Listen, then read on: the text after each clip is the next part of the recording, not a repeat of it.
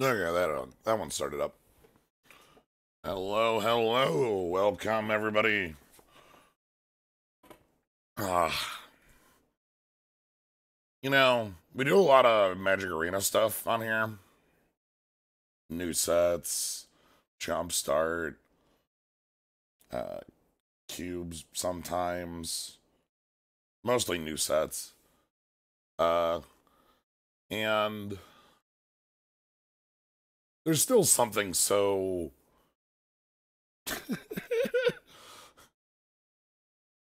hilarious about seeing this copy of Rescue. No, not quite Rescue.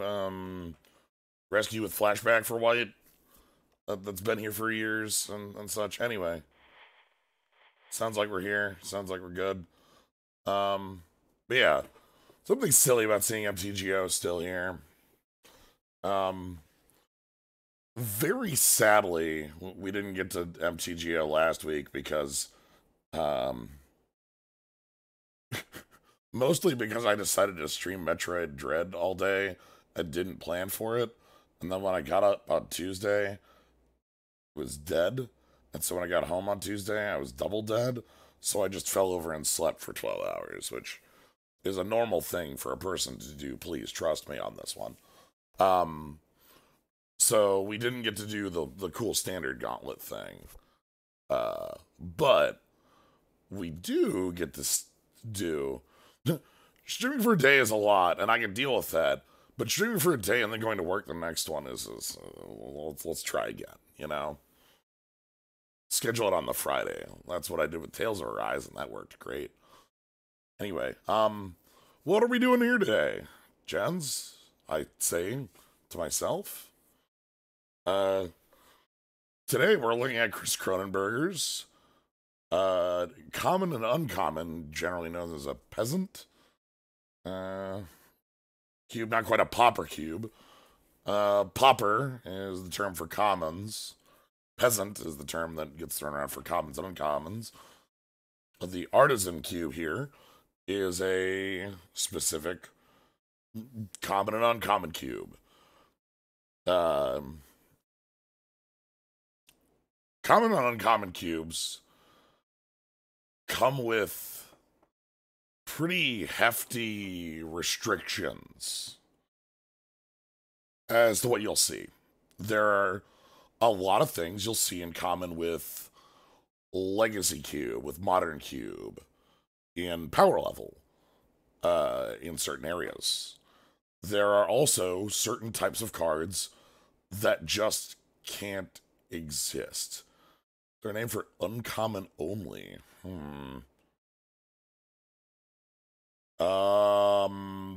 Goodness, did we have one of those? Hold on. I swear we had one of those. Was that, it wasn't? So Peasant is uncommon and common. I swear there was a cube that was uncommon only, but maybe I'm thinking of Amaz's Peasant one. Anyway, so things you don't get in a cube, like you have to reevaluate what archetypes look like because certain effects can't exist. The most obvious and most straightforward is Wrath of God. You don't get that at below rare. You get sweepers. You get pyroclasm effects. You get hideous laughter style effects.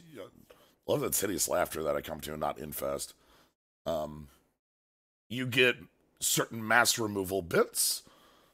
But you don't get the ability to unconditionally remove all creatures.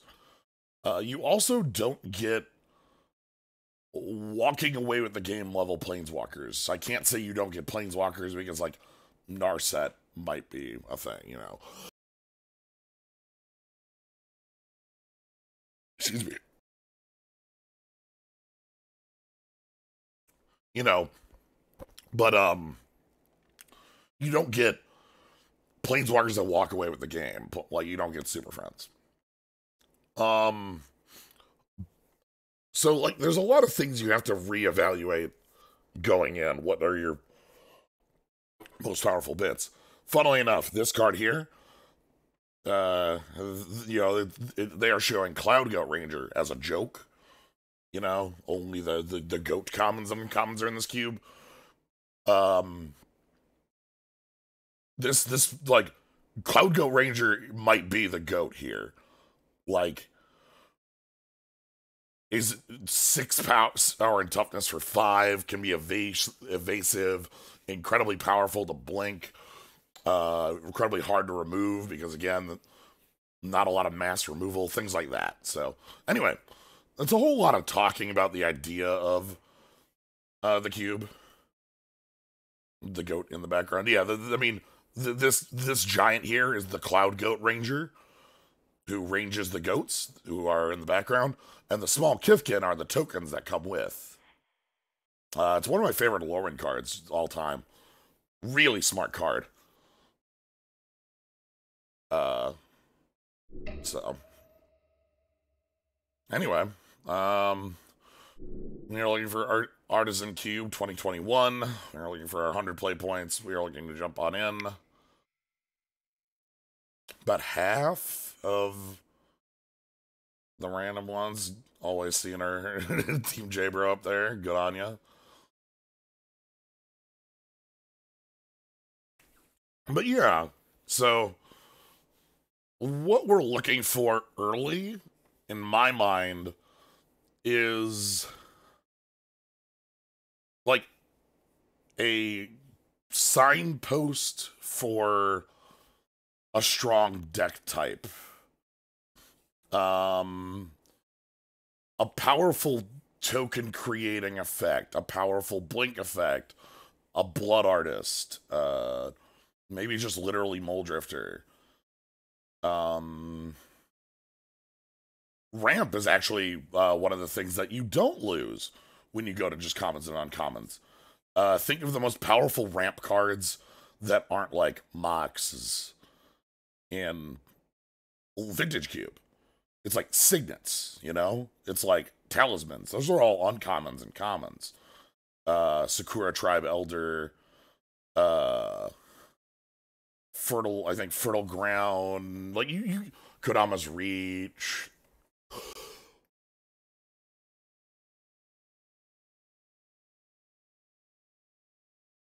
But what do you lose on top end?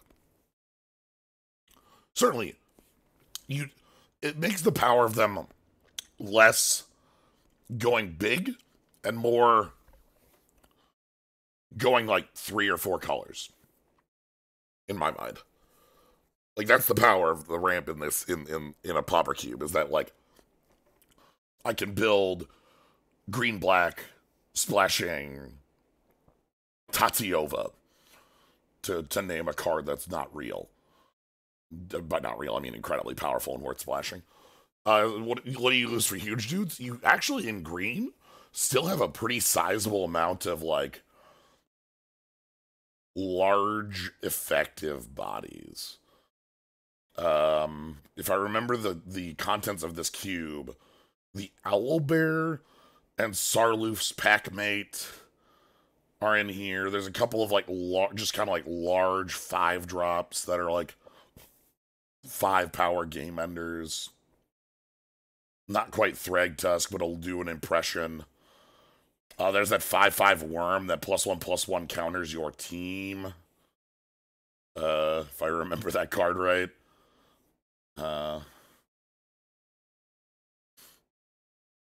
So demand Crawworm. Sadly, the Crawworm died a sad death when it was defeated in combat by Colossal Dreadmaw.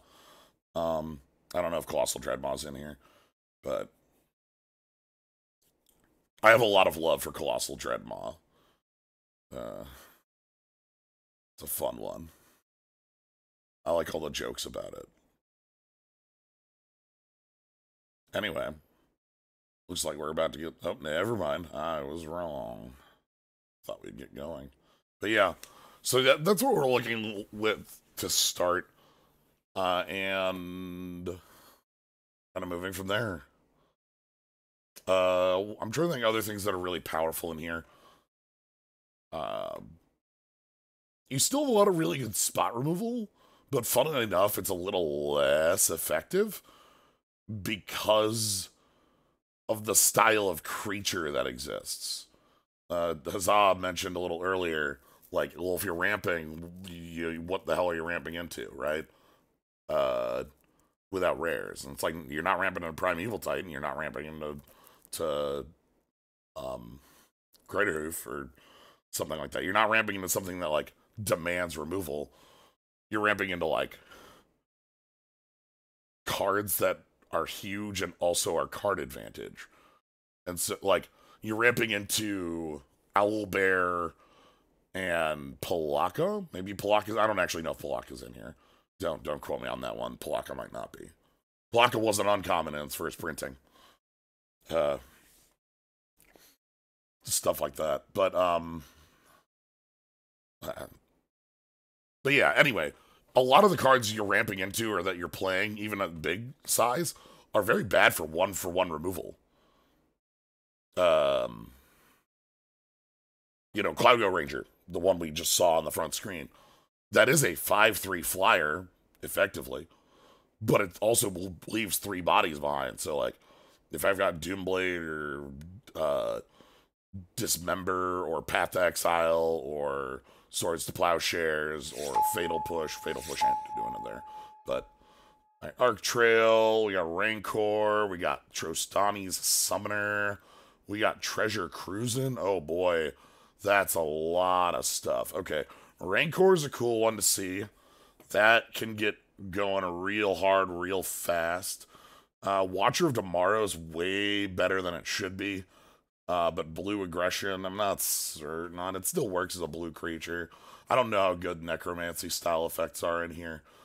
Treasure Cruise. When in the world did they print Watcher for Tomorrow? That is a Modern Horizons 1 card, seeing as it has Hideaway on it. That's the thing. That was like, wait, that's not a Lorwyn card and has Hideaway. Yep. Excuse me? I had never seen that before. So, yeah, I am currently, hello, Doc. How you doing? Good. I'm currently looking between Rancor and Trostani's Summoner here. Obviously, Trostani's Summoner is dope, but I think that's something you might wheel, and on top of that, you need to be able to get up to 7 to play it. Yeah, I'm less worried about the wheeling, because, like, I feel like that's a card that gets picked, like, way too quick. Somebody else just decides, let's go, and makes it happen.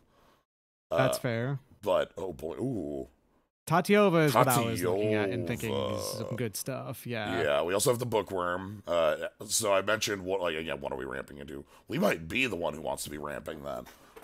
I mean, with Tatyova, you kind of are. You want to be able to ramp into things. Tatyova doesn't necessarily let you play more lands than you have, but functionally lets you play more lands than you normally have. And like other cards of cool stuff in here. Shadow Mage actually saw print as an uncommon here. Weird. Neat. That's cool. Man of War doing its job. This is one of the Godzillas. I think this is. Is this Death Corona? I think this might have been Death Corona. Maybe. Yeah, Statement on Space. I think that might have been Statement on Space Godzilla. Okay. Ooh. Serrated arrows? Neat. Okay. Also excited to see this here. That's pretty cool. So that's a lot of birds. Yeah. So the idea here with this is that, like, we have a ton of, like, between Tatyova and Murmuring Mystic, they both fulfill kind of a similar role in making, like, our ramp spells, like, cantrip or give us something more as the game goes. Yeah, it's like Murmuring Mystic, and if you have Tatyova and Murmuring Mystic on the field, if you play a Cultivate, you are drawing a card, gaining life, and also putting a bird on the field as well as the land. Yeah. So, and here we have like Ninja, really good top end buddy here. Love this thing. What I just described is also like 2/3 of all blue-green commander decks. True. We could be 2/3 of all blue-green commander decks. Oh, wow, right. Mm-hmm. Baleful Strix, how you doing? Yeah, how you doing there? Crusher's a little too big for what I care about. Eldrazi Sky Spawner ain't bad. Vivid Creek. Eldrazi Sky Spawner also performs multi-purpose. Flying Threat Ramp. Yeah, Flying Threat, Ramp, and just also a reasonable amount of power and toughness in a creature in itself as well. Yeah. Do not hate that. I like the Vivid as well, but that's not a huge problem at the mo.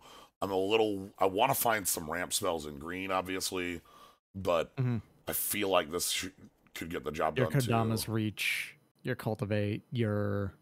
Yeah, we want to see anything of that nature. Okay, Jesse and Thief is the prowess. Enjoying Ophidian. Opt ain't looking bad. I don't hate that, especially like Murmuring Mystic with it. Fire Spout's kind of funny. Don't think Experiment 1 is our speed.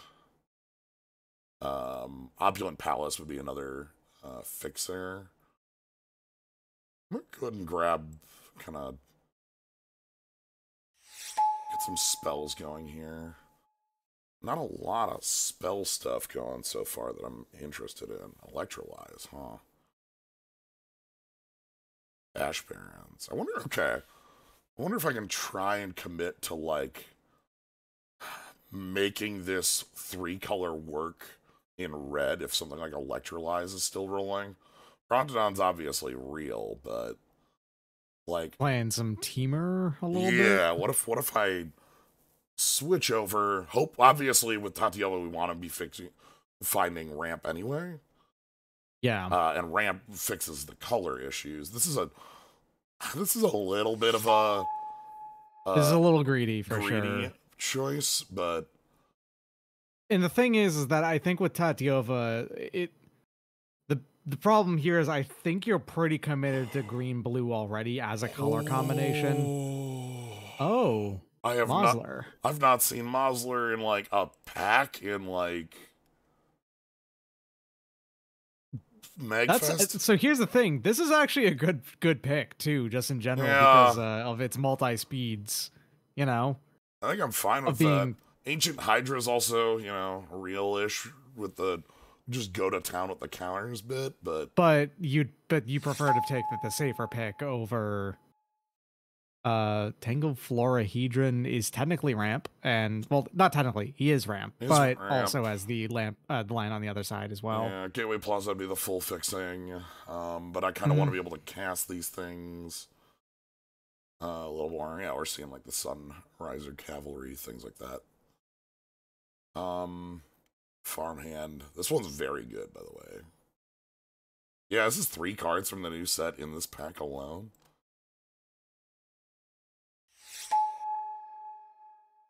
Wow. Refuge. Trasani Summoner did wheel, but the Treasure Cruise might be the better choice, yeah. Especially if you get some cycling cards. Yeah. Like there's some land cycling, and Treasure Cruise would be great with that. If I was picking Summoner, that's the commitment to, like, 4-color nonsense good stuff. Oh, wait. I think that if you picked Summoner, you probably would pick white over red. Okay. Probably fine with either blue card in this. What in the world is Jumpstart? Jumpstart is discard a land to flashback it. Okay. You have to discard the land and pay the cost. But this is inspiration with some flashback. By the way, someone is going to be extremely surprised to see not only did Treasure Cruise wheel, Treasure Cruise wheeled and then didn't get first picked from the wheel. Yeah. Red seems pretty open, dang. Okay. Okay. All right. Okay. That's the kind of fixing you will still play in a 4 colors deck. Yeah. Okay. That's the one like you regret having to include it, but you have to because you're not going to play anything if you don't. Okay. So highest things we want are like Invigorate is not okay. That's a +4/+4 trick. Honestly, Supreme Will stands out here as our pick. It's a 3 mana Anticipate or no, which way? Impulse or Anticipate? Impulse is the top 4, right? Impulse is top 4. Okay, yeah. 3 mana Impulse or a counterspell or mana drain. What does Liberator do on the backside? It gains when it attacks, also do the effect.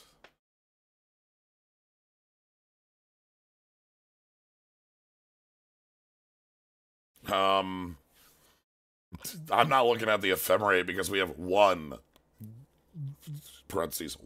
card that it matters with, and everything else is like terrible bad with it. For what it's worth, Tristani Summoner is really good with it. Though. Sure. I'm not saying pick it at all or anything like that. I'm just saying it is kind of funny. I think we table it and then it comes back and we get to do that again, right? Like, yeah, Ephemerate's not going to be a highly picked card for the exact same reasons. Arbor. Okay, Arbor Elf, Vivid Grove. Oh, here's this hell dude. That is a pretty decent hell dude. Pangolin Beast. If I'm thinking of hell dudes, this one's pretty high up on my list of hell dudes. I'm not gonna lie. And Arbor Elf, while ramp, technically doesn't that has some more problems likely to with play. this 4-color nonsense. Yes, exactly.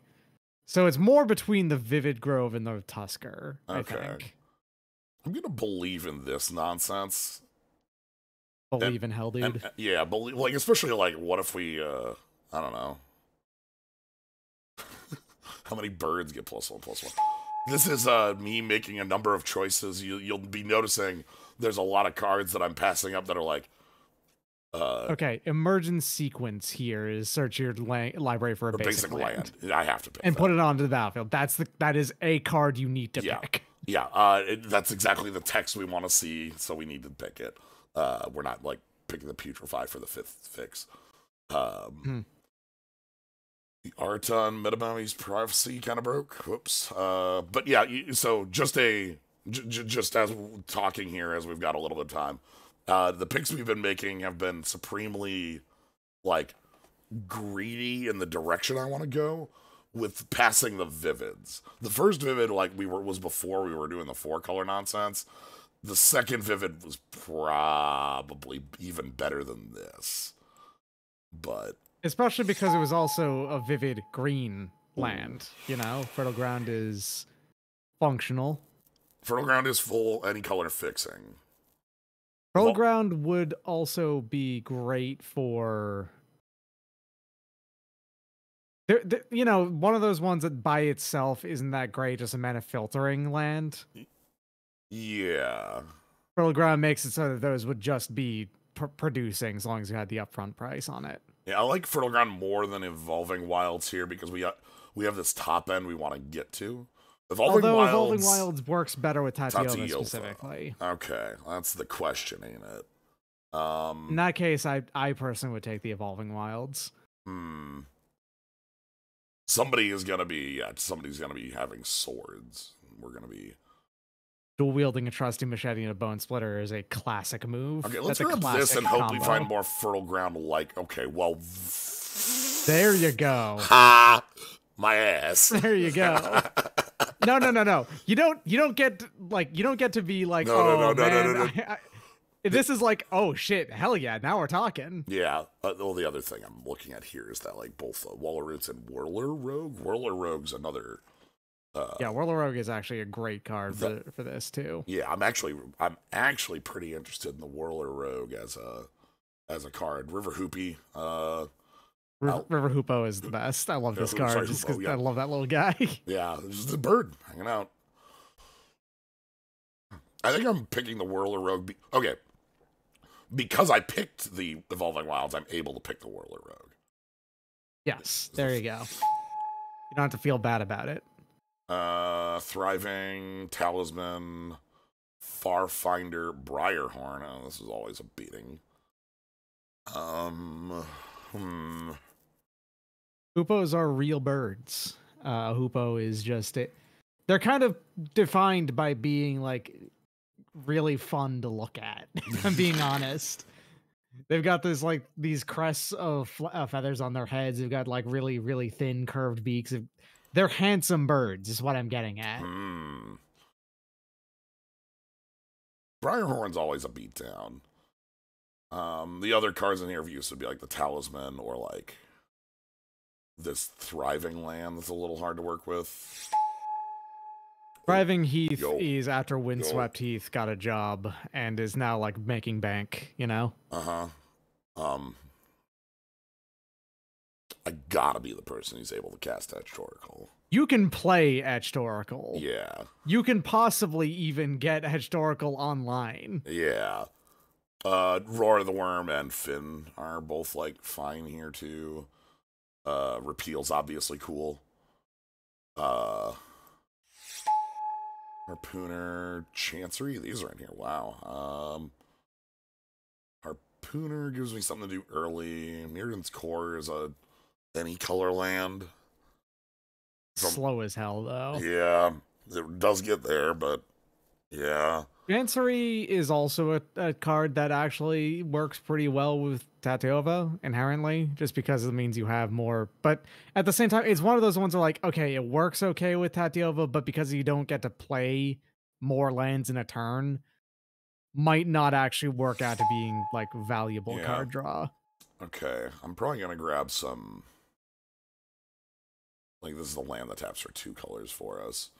I don't know if it's something we'll play. 3 if you are actually playing the Etched Oracle, because you can get the Sunburst full online to keep a 1/1 around after drawing 3 cards. Well, you can't pay 5 unless you got some weird way to let's pay 5. But... Oh, right. Yeah, okay. Okay, all right. Also, there you go. That's scary. Just gonna note that's scary. Yeah, whoever decided that they would like to play white today is actually doing all right. Yeah. Honey Mammoth. Whew. Hey, now we're talking. God, that was like that's not a card I'm splashing for, but anyway. Hey. Yes. My bud. Yes. My pal. And Farfinder fetches a basic on coming. All right, we're 2 packs in. I'm okay with how this deck is going, even though it's 4-color nonsense. Yeah, it's 4-color nonsense. It's extremely nonsense. I'm still missing like a couple ramps. You're missing a lot of things. You have a single removal card in the form of Electrolyze. Yeah, we need some more of that. Yeah. Let's maybe find some more ways to get things off the board, perhaps. What is my interaction with my opponent? I can do 2 damage split between 2 targets. Yeah, I can and draw a card. Well, I could repulse. So that's fine. We could. Repulse is not a bad option. Arborback Stomper is a big guy who gains life. Aerial Responder is Vampire Dayhawk. Yeah. Thriving Bluff is red or choice.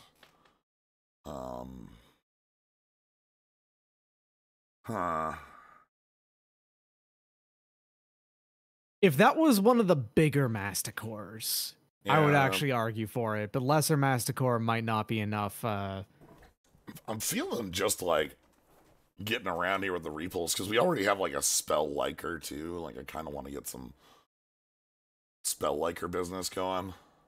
Mm-hmm. This might be like the problem with repulse is that a lot of creatures look like this, where like you repulse them and they go cool. But we'll work with that.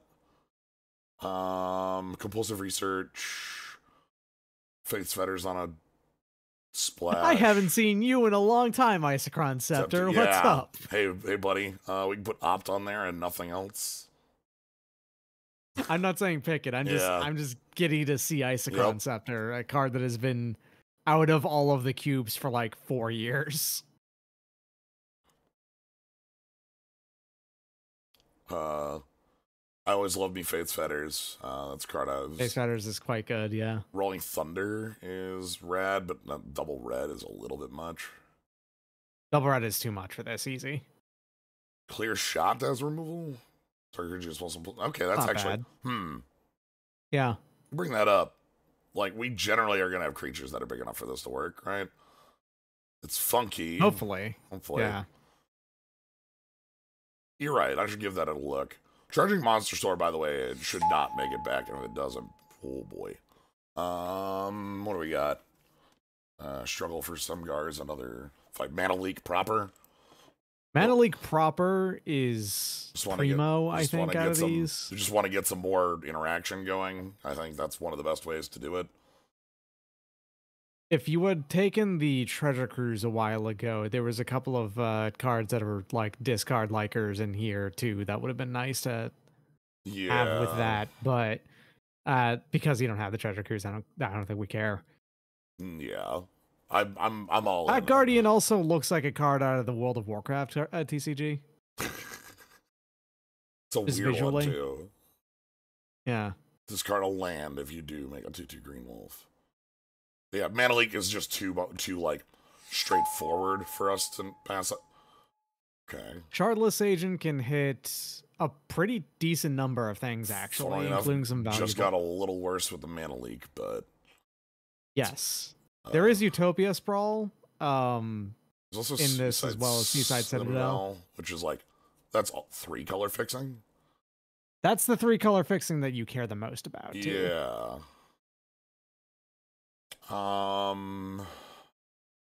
Sprawl's good. Pyramid Inspector's cool, not for us. Sprawl is like one of the few things we'd be able to do on 1. Obviously, though, we would have to have an actual, like, honest forest on 1, which I feel like is a little less likely in this deck, which is the reason I'm not really huge on it. Mechanical question, I don't know exactly the how it works. Cascade, does that take into effect while the cards are on the stack or once they've ETB'd? You cascade when the card is on the stack. Okay, so if you cascade it into Mana Leak and there's nothing on the stack, you would have to counterspell your own Chartless Agent. You would choose not to do it. Okay, you can choose not to cast off. Okay, gotcha. you would just choose, nah, I'm good, thanks. Mm-hmm. Delver doesn't seem our speed. You have a lot of you have a decent amount of non-creatures, but a fair amount of those are enchantments, actually. Yeah, that's the problem. Mm-hmm. We got the fight spell. Shrine of Loyal. Oh no, white spells. Who cares? Yeah, that's a mono white liker. Might grab some more fights just to have these. I'm not huge on how many fight things we have down at the bottom anyway, but Rupture Spire's full fixing. This card's a hell card. You know, I think you actually might prefer another hell card over something else, because I feel like that's part of how you win the game, is having enough of these. And this is like a combat trick, +2/+2 your team that also untaps it. Yeah. Craig?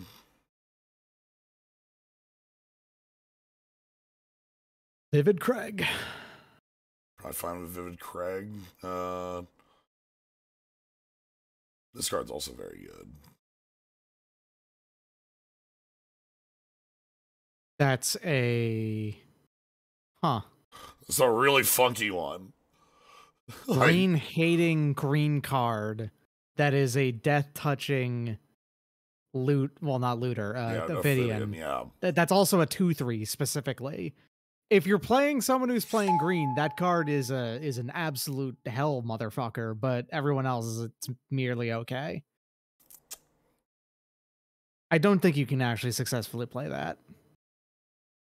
I think we can. I think our deck is literally just including 1 red source and 1 white source. I'm pretty sure this is quite castable.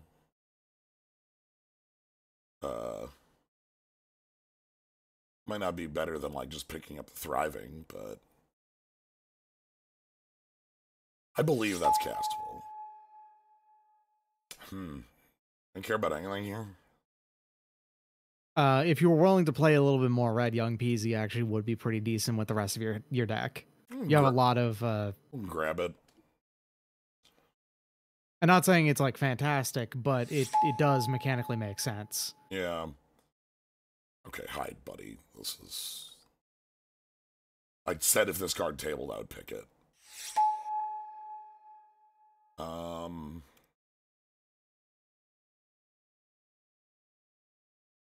That's color. Choose any color and you get to play it. This is a talisman of both my...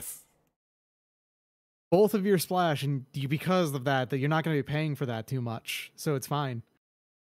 Yeah, talisman of both your splashes? Ooh, Elves of Deep Shadow versus Shardless Agent. Shit.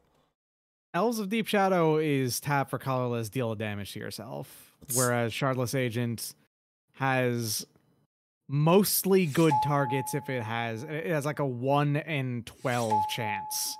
1 in 2 in 12 chance of not hitting properly. Alright. That's if you play the negate. Yeah, I don't know if the negate makes it in. That's more of a side. Because even with a lot of the, like, even with, say, like, Epic Confrontation, there's actually pretty decent chances that will actually be able to, that will have a target when you play it.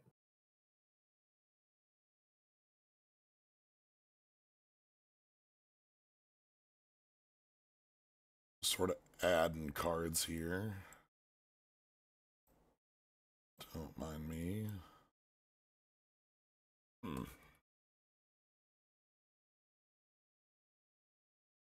Fire Spout is either or both a quake or not, or a like hurricane. I get deal 3 damage to each creature with flying or without flying, huh? Yeah, and it does both if you. Yeah, if you do both, so it's a full Clasm if you pay for both. That's 23. There's a ton of lands, obviously, after this. You might say the red splash is greedy. I would say I'm still playing this Edged Oracle, so I don't care. Mm-hmm. I mean, I would say the red splash was greedy, and I said so at the very beginning. Yes. I'm not disagreeing with you for playing it. Yeah. I'm just saying and recognizing that it is greedy. Yeah, there's a world where like the problem with like the like look back on the blue-red deck, like the blue-red Young Pyromancer,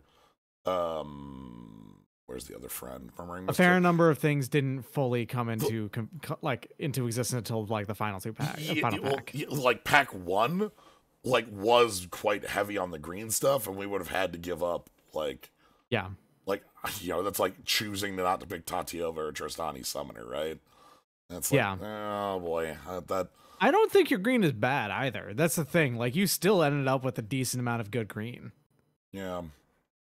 It probably was possible as a thing though. Again, Young Pyromancer plus Murmuring Mystic, and like we saw, Is It Charm? We have Crackling Drake. I would say it would have been a real deck, but like that's just not what I think so too.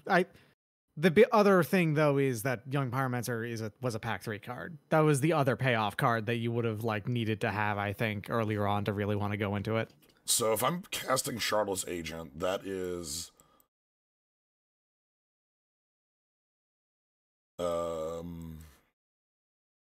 Furl Ground, Harpooner, Florahedron, Hoopy, Cold Steel, Prismatic, Talisman, Opt, Emergent Sequence, and misses on Mana Leak. So it has 1 miss out of, what was that, 7 or 10? 9 hits. Okay. Yeah, that's, I think that's like not leaning any harder in on random chance than any other part of the playing the game of Magic the Gathering. I think that those are good odds. It's going to happen at least twice. Sure. But it's going, they're good odds. Clear Shot's awkward because it's only good if we have our big dudes in. Our big dudes are, I don't know. The Fire Spout might be more something I actually want to. Yeah. How many low end creatures? We have stuff that dies to Fire Spout, but it's like a couple. But a fair number of it you can actually jump or like, or you can just choose to not pay for the green on it. Yeah, or like just make the trades, then play it, and like this card here is like deal 3 very damage powerful. to all creatures is strong. It just is. Yeah.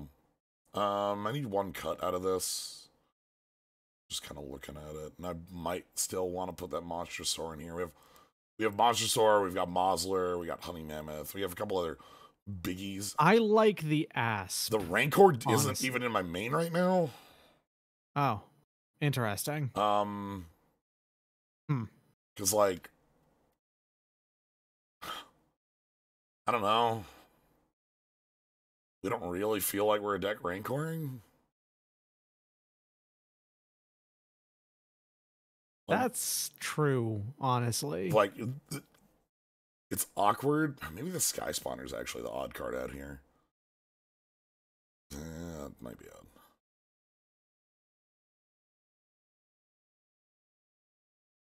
odd. I mean, I don't know how much flying is in this format, but I feel like you still want flying in a obviously. deck.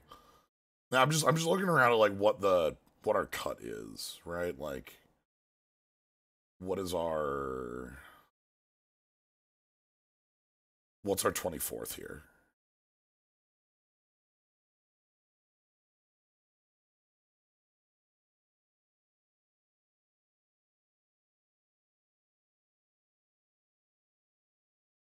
On the Mana Rocks?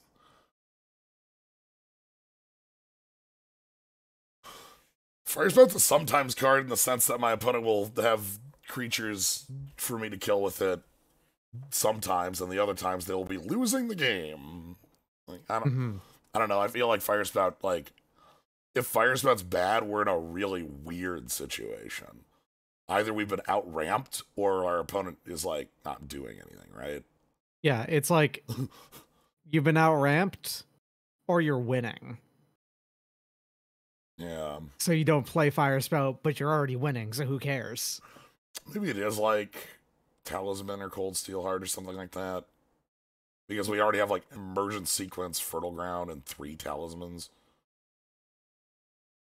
Like, is that too much? I'm gonna go with my gut. You also have the Florahedron as well. I'm gonna go with my gut and say the Sky Spawner. I don't know if that's right, but that's my gut on this. Alright, now we have a fuck ton of lands to bring in. And then add basics. 1 red, 1 that's pretty much right. Yeah, because we have a couple basic finders, so we actually do want to play the Plains of the Mountain, even though there's... And you have an almost equal amount of blue and green. Like, almost exactly the same. In fact, it's exactly the same amount of blue and green. You're exactly split down the line. Yeah, there's 1 more green source in the deck than there is blue source.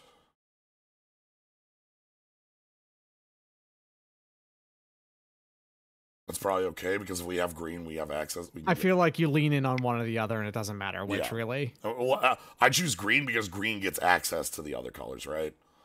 Yeah. So, all right, here's some nonsense. I'm quite excited with how this looks. Also, I guess technically Shiny Summoner and Firespout both are... You technically have more green required in the deck than the blue anyway. All right? Sure. Very slightly. But yeah, so like, obviously, as a couple people have mentioned, like, this deck was probably a pretty significant direction we could have gone if I had gone, like... If we had picked up, like, the first pick Treasure Cruise, we probably would have been that, right? Like, that likely would have been where you'd ended up going, yeah. Yeah. If I decided to cruise, because it would have been, like, Cruise, Murmuring Mystic, and then seeing, like, a bunch of burn tabling, and you just go with that, so... Heck, I actually think that deck would have ended up 3-color. That deck would have ended up Jeskai. Yeah, probably. Because there was a Lightning Helix that went really late, and there was a Flashback Lightning Helix that went really late as well. And, like, we still have this Talisman of White Fixing. We've got this. We've got Farfinder. We've got Vivid Craig. Like, splashing the white would have been reasonable. Yes. And Number Q, is Edge Oracle still good enough? No, Edge Oracle is in this deck because Jens wants to play it. But also it says draw 3 cards. It does say draw 3 cards on it, yeah. I love Etched Oracle. Also, if I go Etched Oracle into Ridge Scale Tusker, we can give it the 5th counter, and then... And then it gets to stick around. Yeah. This card's gonna be this card's a house. Pangolin. It's a pangolin. How many cards in Magic have that type line? Of Pangolin Beast? Just pangolin. Oh, let me go check real quick. Yeah, is that... Skyfall. That can't be. Advanced search. Type line. Pangolin. Search with these options. 5, actually. 5. All right. There are 5 pangolins in the game of Magic the Gathering, although one of them is an unset card, so more there's 4. Okay, all right. 4 point. The bumbling pangolin from Unstable. That's it. Yeah. Gloom pangolin, which was that's Yep. an Ikoria one. Yep. That one's new. That's a 3-mana 1/5 in black. Weird. That one's there as a body to mutate onto, and nothing else. Prowling pangolin from Eternal Masters, which was retroactively turned into a pangolin once that became a type, a creature type. Okay. Reckless pangolin from Treasure Chest. What is this? The Global Series Jiangyangu and Yangling. Oh, that's from... Oh, no, I was like... Okay, that makes sense. In my mind, I knew... that was that and the Unset one were the two I couldn't pin. Yeah. That one is from a deck that only exists in China, I'm pretty sure. Yeah, they did print an English version of it that might have been for the Hong Kong market. So yeah. This thing sucks. Yeah, this hand's garbage. Like, this hand is Fire Spout and nothing. And then Red Scale Tusker, which you're playing, so. Okay, cool. This hand is okay. I might just bottom the 6. Cold Steel Heart on... Green if you want to play the Shardless Agent. Or any of my other cards. Yeah, I guess it has to be green functionally. And then you grab an island. Oh, okay. It did have a US release. Okay. I remembered it extremely that it was a weird product because it was in standard but only in China, because it led to one of my favorite images that talks about standard legality. And it's all right, well, what's legal and standard? Well, the last year's sets and the current year's sets. But also, these promos are legal on Magic Arena. But also, these, it lists a lot of these, different, well, here's this other, exception to it. And then right at the bottom, it starts getting into, all right, first we have to start talking about Taiwanese sovereignty, and I just start finding that hilarious as the way it has to go, because it's all right, where is this legal? That's a good draw. That's a good draw. So Cold Steel Heart on green, and then we get a Fertile Ground into Emergent Sequence. Emergent Sequence kind of sucks because it'll be a 1/1, but we need to get the lands going. Tristani Summoner means we have a better top end than whatever the hell they've got. As long as we can land it.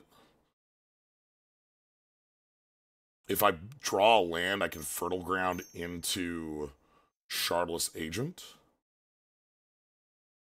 Oh, boy. We're dead. You need to draw a forest right now. All right, that is technically drawing a forest. All right.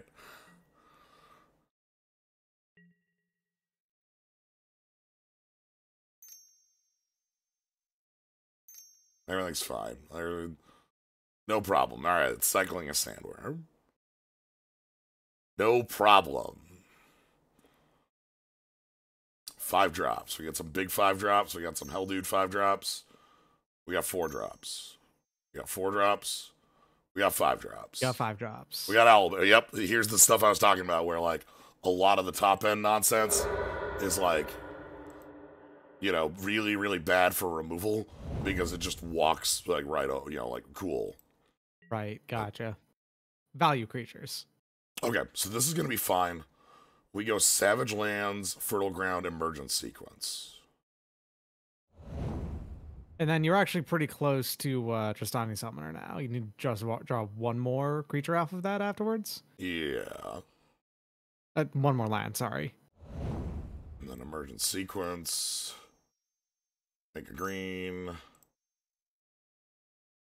We're gonna go grab an island because double blue is a missing bit here. And that is a kill. And it's a 2/2 at least. Yeah. So the hope is, obviously they can kill it. Yeah, that's a problem. But Tristani Summoner. That's why this card.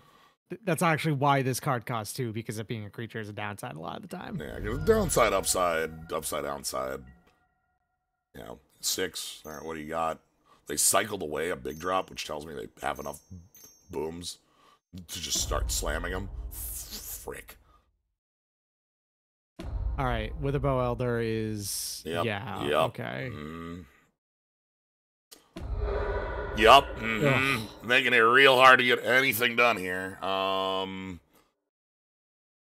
opponent has like the high amount of enchantment artifact destruction to just knock us out.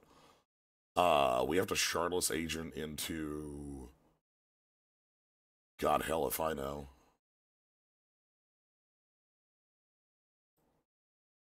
Into not Mana Leak. It's gotta be Mana. This is a game where it's Mana Leak, please. Sure. Okay, that's... Again, this does get you closer. I know, it means an untapped land is enough. Yeah. Now, obviously, will they let the Talisman even live? Who knows? Probably not. At the rate we're operating, probably not. No, they probably just go ahead and slam down.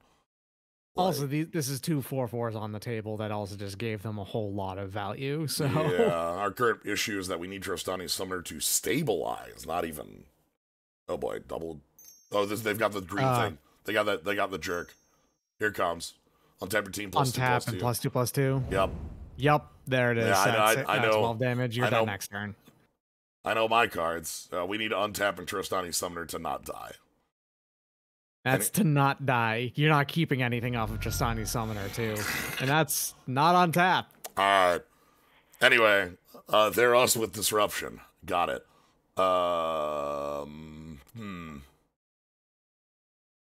Interesting. Feels like one of those games where if we can actually get going first, we have the... You know...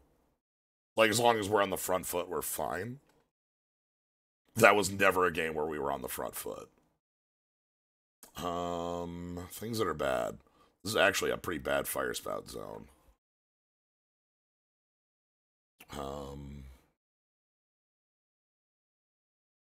Either the Clear Shot or Chemister's Insight.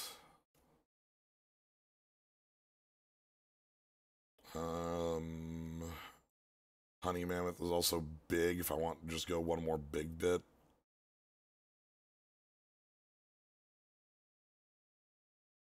Should be like Harpooner out.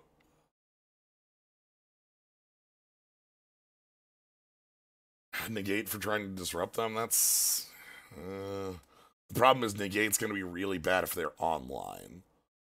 You know, like at the top end, Negate doesn't do anything. At the bottom end, it's alright. I'm gonna try to keep the artifacts to try to make it so they have to have a hefty, is there where we're boarding out, or again, everybody asking to board out all my artifacts. Do you know what happens if we do that? We never win. We never win. We can never win. Like, let me just show you what the deck looks like if we do that. How on earth does the deck do anything?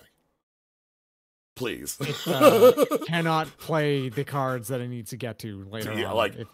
Like we can't possibly beat, especially when they're the ramp deck. So like we give up the ramp advantage we give up we basically give up every advantage we possibly can have. So no, sorry, it's a very roundabout way of me saying absolutely not. No world where that's doable. Yes, they have removal for us. Yes, it sucks. We are weak to your opponent's deck. Unfortunately, if you shift away from that, the deck doesn't function anymore. Yeah. So you want to have a functional bad matchup versus not having a matchup at all. This isn't awkward. great, but at the same time, like, it can play everything in your hand, and your draws are pretty live. On top of being able to get that historical and actually hit the sunburst on it. Yeah. Problem is that it doesn't get moving fast. Yeah, this is a very slow hand, which is very bad, I think, for you. Okay. This one's This fine. hand is okay. This can mana leak. This can leave up mana leak on turn 2, and then.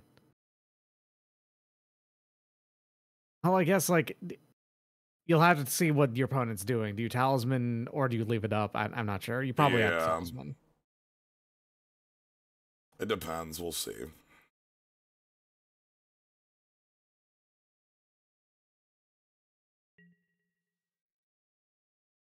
We talisman here.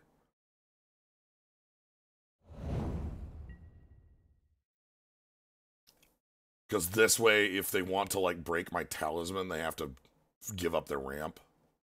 Mm-hmm. Okay.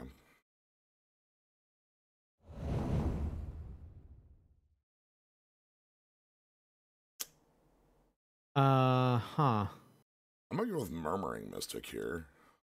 Yeah, I see that. Mystic Tribal.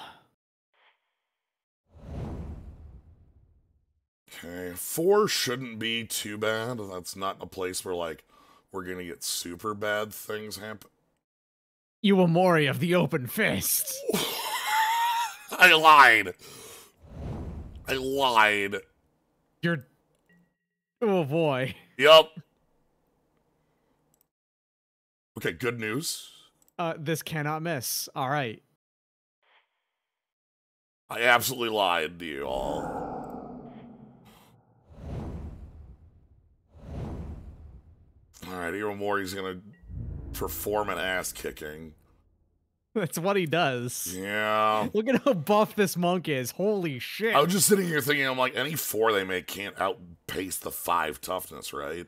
The answer is... Of course they can make a 4 mana 5 toughness creature. They did. Iwamori's buff as hell. Oh my god. He is so buff. This dude fights like Kamigawa dragons for fun. Well, I mean, with he was still like, it would be mutual destruction with a Kamigawa dragon, but still does it. Like, they wrestle. It. They wrestle. Yeah. We know they wrestle. Alright.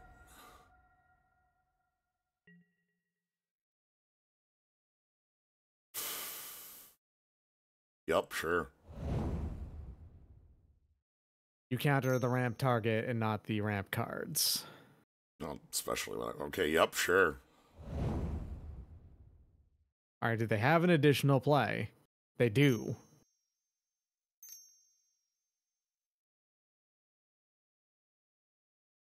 Hell no. Okay, hell no. That is the thing you need to do to restate, like, get your hand back in order. God, no. Cease immediately.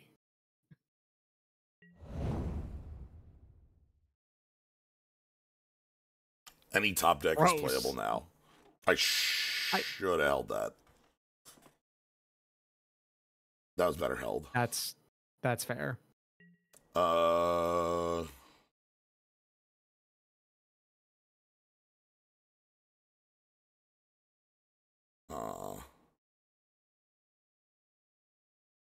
How do I want to go about combat here?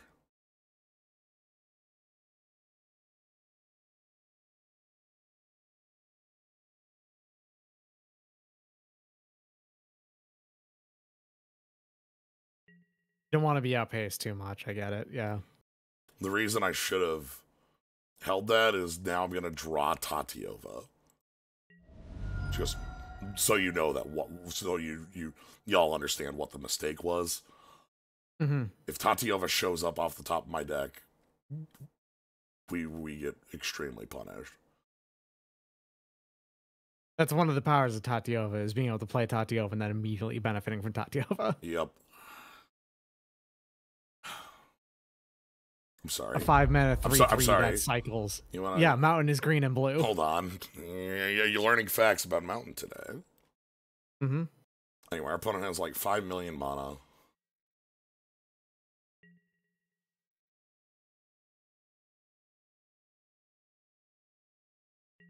No fear on attacking there, huh? Okay. Sure wish I had the +2/+2 on tap my team to punish there, but... Okay.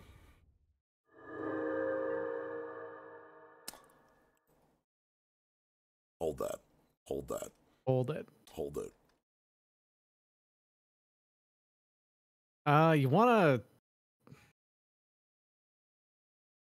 Gold Mystic is also a creature with flash. Yeah.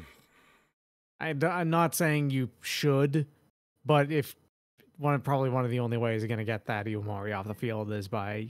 I know. That.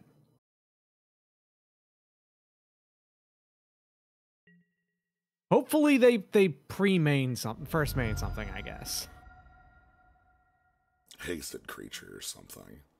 End step even would be fine.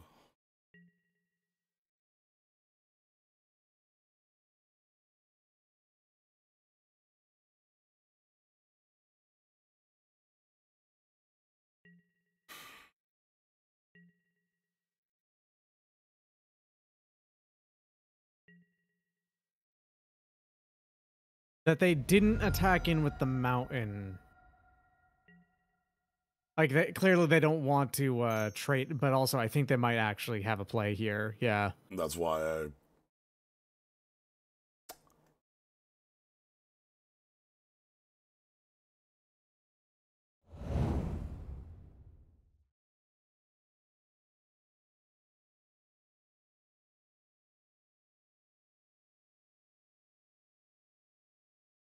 Because they can turn the mountain into a 5-power attacker again. Yeah.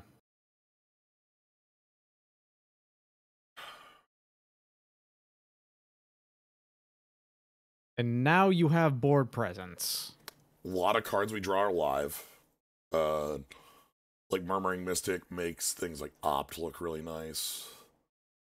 Is this burn my face? You're not lethal that way, do you?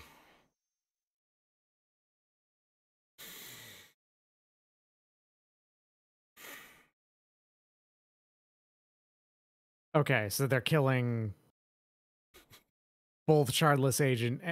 They held that in their hand until they had 2 profitable targets to actually hit that with. And my face. And your face. Uh-huh. So you are within lightning bolt territory. Yes. So I need to draw... Tatiova is your best draw, I think. Yeah.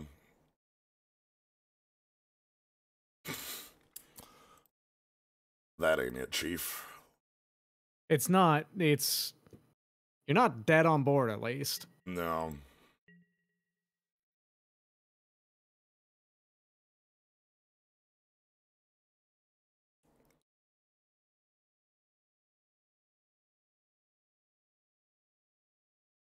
Yeah, we needed anything.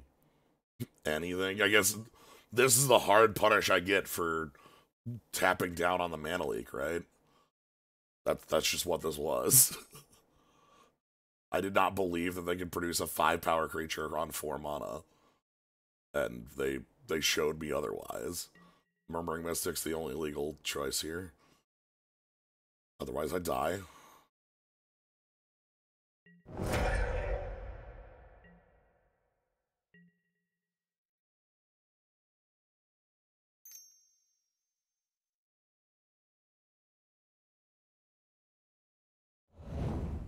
This one's real good.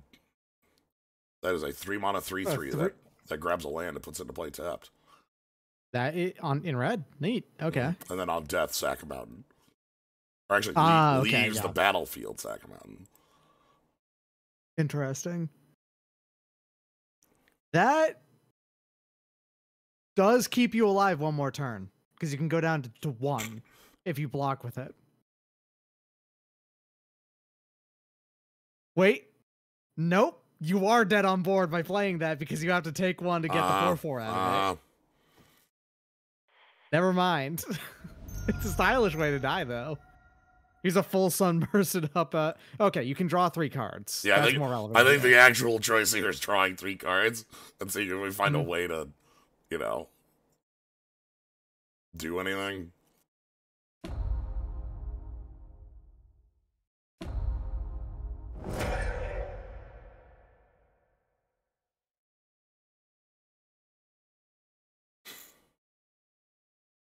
River Hoopo would have been nice.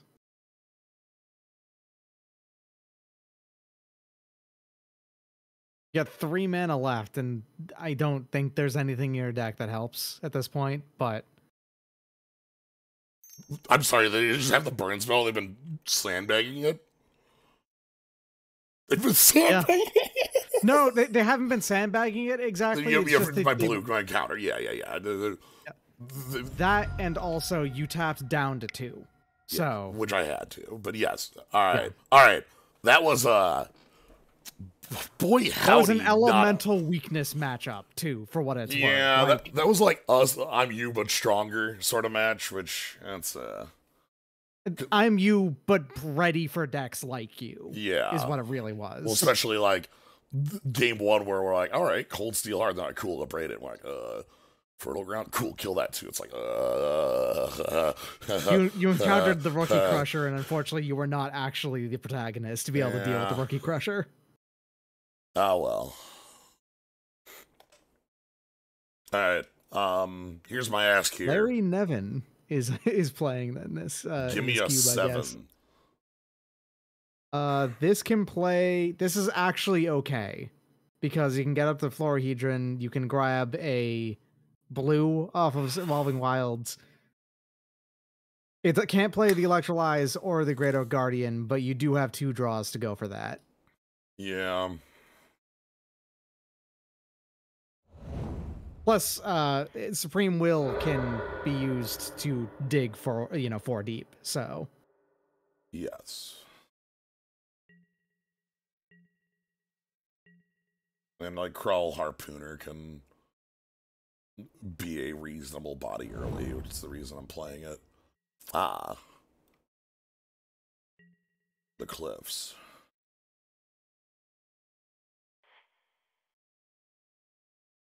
Helmet, thank you very much for the sub. I appreciate it. Your Crazy Paw also, thank you very much for the sub as well. I did see that, thought about it, and then didn't, and then got distracted. Alright, we're probably Supreme Willing. The chances are high they're going to put for Supreme Will, yeah. Unless they... Fine.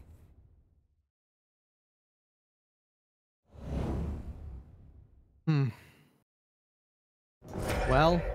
We will be answered directly every single game like this, huh? You have the ability to do the thing we were gonna say that we were doing anyway. And you get to do it at end step this time instead of main step, so you could hold it up as a counterspell if need be, but I probably don't want to. Is 1 Praetorium worth 2 Amarats? I think the Praetorium is worth more on that as far as like stuff goes. Assuming you roll into it. Alright, Mortar Pod.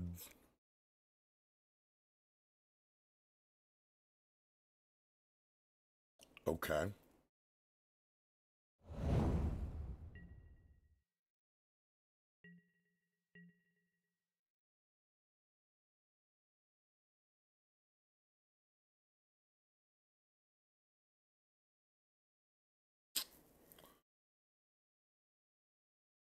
Fertile Ground actually fixes Yeah, I think we need to grab the Fertile Ground here. Of these cards is the one that actually gets you the red. Yes. Hopefully we draw and a it land. still puts you as yeah. That lets okay, there you go. There you go. Yeah. Uh, taps for any dish. Okay, yeah, you don't have to choose now. So you get to play the River Hoopoe here, no problem. Here they are. Bird noise.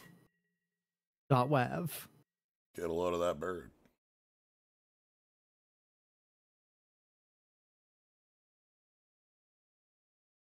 Just hangs out. Alright, Electrolyze, Harpooner are sweet here. If I can just play Tusker, I'm fine with that too. Harpooner can kill anything that flies on come in. Okay. Huh. Sure. They're not paying the echo on that.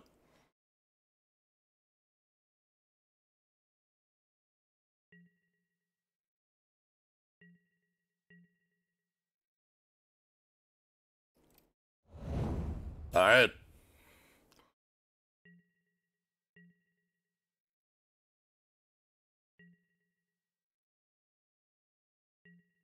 Let's pass it back. Would you like to pay the echo on more? Yeah, no.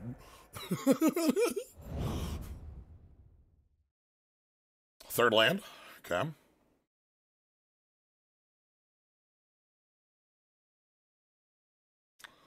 So I can turn on the Sky Skiff. Yeah, they could have woken that up with this War Marshal, but they didn't.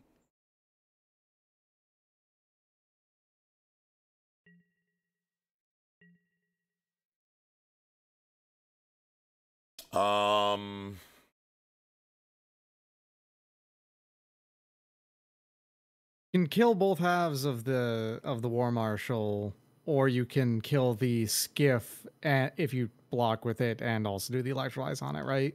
So yeah, or like what I think they'll do is they'll move the Mortipod to try to kill my Hoopy, and then like we just electrolyze the 2 tokens when they go to equip. that's fair too, yeah. I think that's a little better than the other play here. If they go for a burn spell on Hoopy, like, I guess that's fine. In which case, then I think we can kill the skiff instead. Yeah. Skiff instead.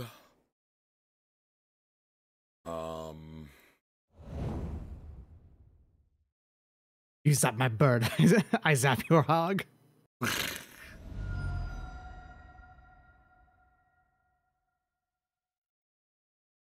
That's way better of a target, sorry. That's all right, yeah. That's way better of a thing to hit with the electrolyze. It is much more concerning of a target, yeah. So plus you still gotta take out one of the tokens. It's not like the electrolyze damage is being wasted. Yeah. Okay. That's right, yeah.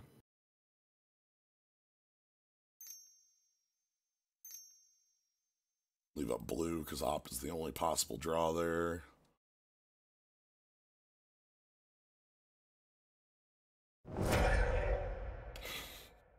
Okay. That. Okay. I guess the deck currently has interaction. That's kind of neat. They can crew the skiff, and then I guess you'd be able to. Well, no, you can't kill the fire spout you can't kill the vehicle with the fire spout. Just kind of period. Yeah, that's just not happening. I'm gonna play the Harpooner, which is gonna be my way of trying to kill the Seaside Citadel and electrolyze. Yeah. No, thanks.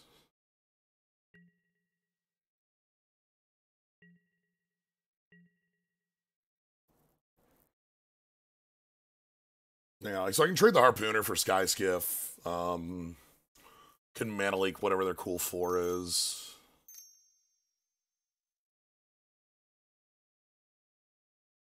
On Crop Crasher is a hasty 3/2. Yeah, it's mainly just it's a hasty 3/2. You don't want to deal with that. Hasty 3/2 that lets through their other threats.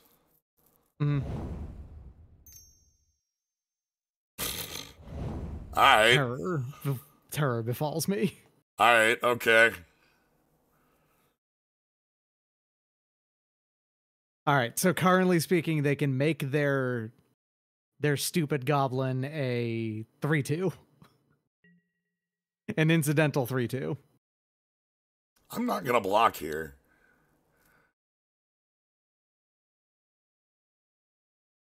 Even with Secret Reach, I'm not gonna block. The skiff is technically taking power off of their board.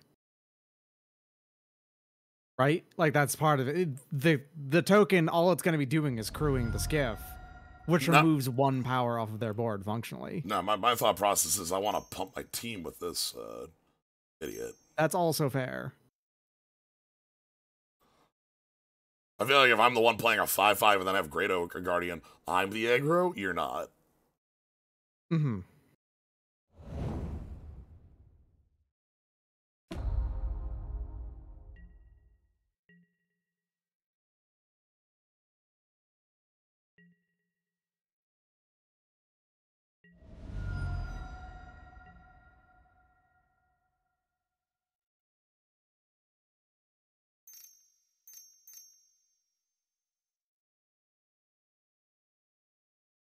Red Cap. Oh my god, how you doing, buddy? That's not enough. Yeah, now that you've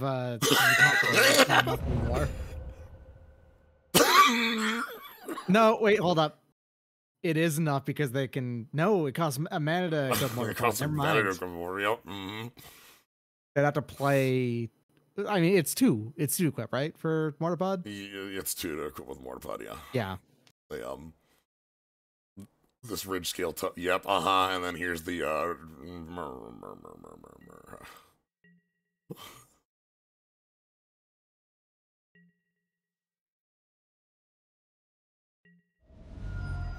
Alright.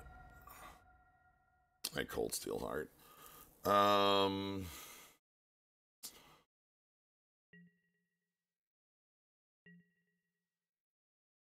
5.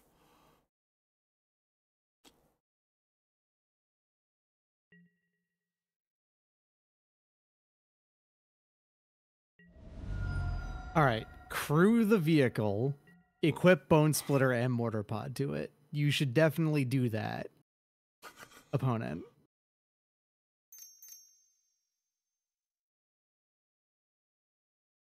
Turn it into a 4/4. Okay, that makes sense.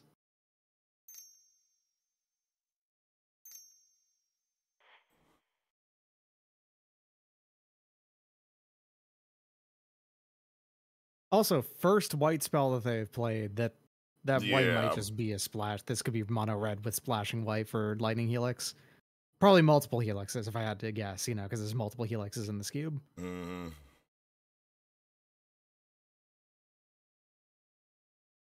What the fuck? What? Whoa! They want it dead. Get out of here, dude. You're dead. That is interesting of a choice. They want your reach gun, I guess. Like that's 7 points of burn. That's not my face. Like holy I know. shit. Yeah. The problem with this, buddy, is that we did still just put a 4/5 and a 7/7 on the board. Yeah. Also, they 7/7 briefly. This thing's even a. By the way, they don't gain the life off the helix anymore. Right, because it doesn't have a legal target anymore. Yeah. So Can't fail. Yeah, it can't fail, and on top of that, there's nothing that it can grab to kill your opponent, but that's okay because like you're doing it anyway.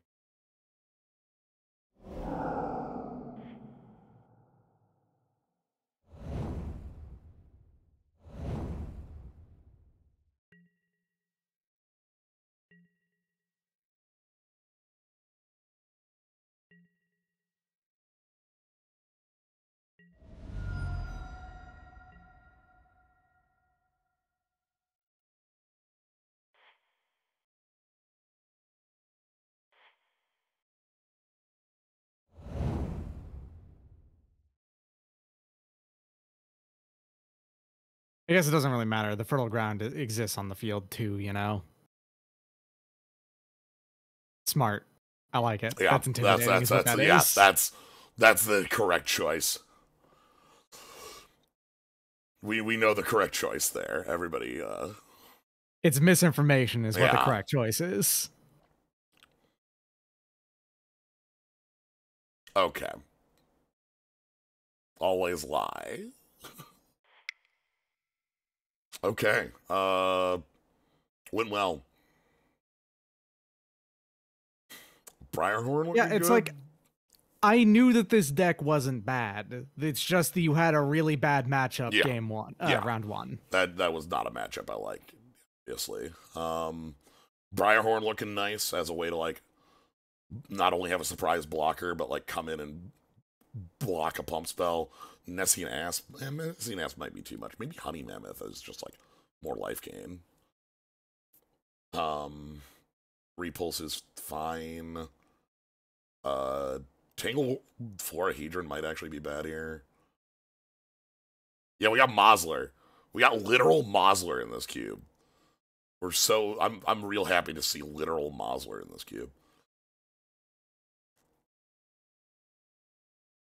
Why are the things you have on the table called on the board? It's one syllable shorter.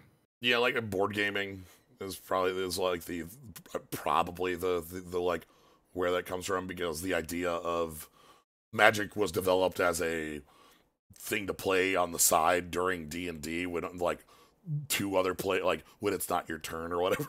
Like, It's also again one syllable shorter. yes.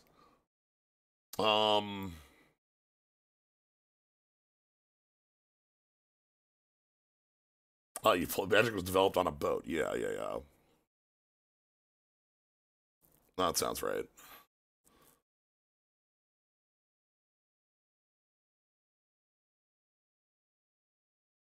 You know, actually, I have never played Magic on a boat before, but I know for a fact that my older brother has. All right, Wizards of the Coast. We all know those. Interesting. Your brother has. That's fun. Yes. I don't know. Repulse seems okay. It's just like they don't have good stuff. Again, this seems a lot worse the more creatures I've seen in this cube. You know? I guess the fallback that makes it somewhat viable on Repulse is that you can target your own Tristani summoner.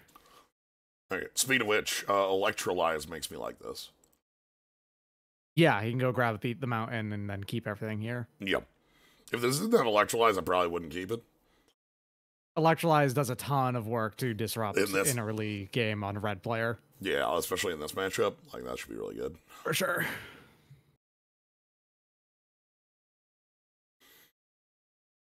Shardle is hopefully getting us a little bit more ramp. Sure. Oh, the campuses are in here. That's neat. Alright, like that. This is just fine as a 5 toughness body.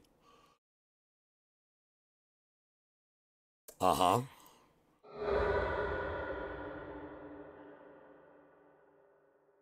Yeah, that's cool.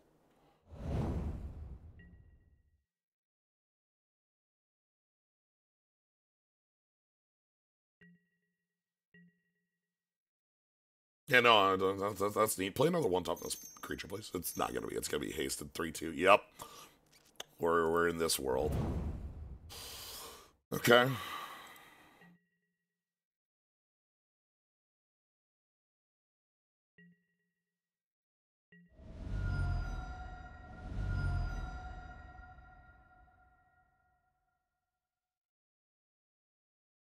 So we're gonna like a little bit too much top end to be drawn into here. That's a little awkward.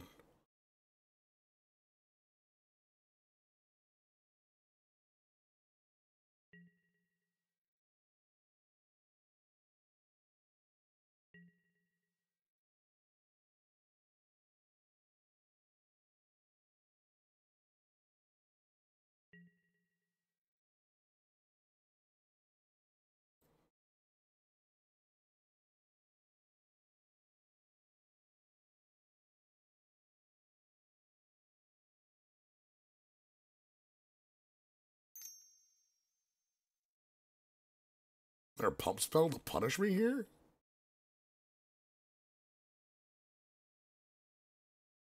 Oh. Sure.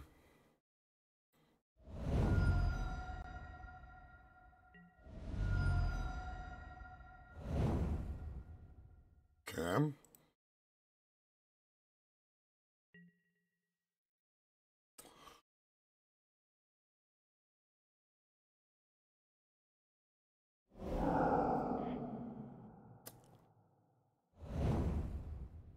Very happy I drew the mana leak there, by the way. Yep, because that was going to hit the mana leak if it hadn't. This forces either removal, which they probably have here, or the exert. Oh my god. Okay. Oof. You know, it'd be a really great draw right now. Uh-huh. Yeah. Yeah, I'd like that too. Fire spell would be pretty nice. Here's the exert. We got a 7. Hopefully I draw land here. Okay. I can make a 4/4 etched oracle. I can make a river hoopy and leave up mana leak. I can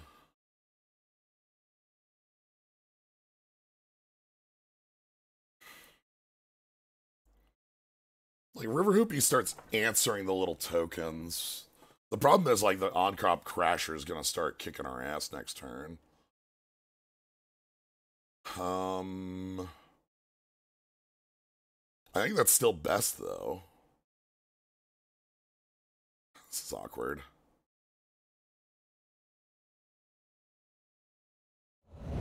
Because like their spell might just be cheap enough that Mana Leak can't hit it.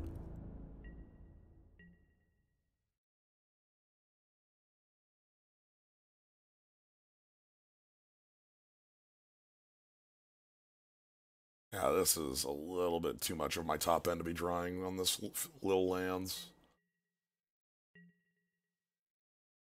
Okay, there's the full court.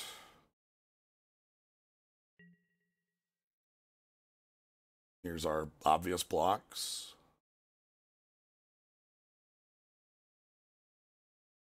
We go to 4. Do they have the burn spell that hits us for 4? White? Combat trick? Oh! Okay. My ass. White shock, except for it's way better than shock.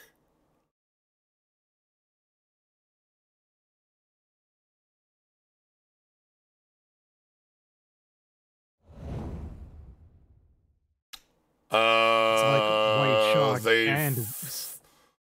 they fucked up. Did they target the wrong person? Yeah, they didn't choose the target first. And okay, they did the mess up.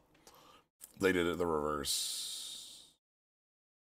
So it's gonna prevent the hoopy damage and deal it, rather than dealing it to the hoopy damage. So like they're still gonna lose their thing, and then okay, no, and no. But now we're keeping our hoopo. Well, that just hits me for 2. That's not creature, it's just player. Oh, fair enough. But, like, you know, I need to not die. Problem is I'm dead.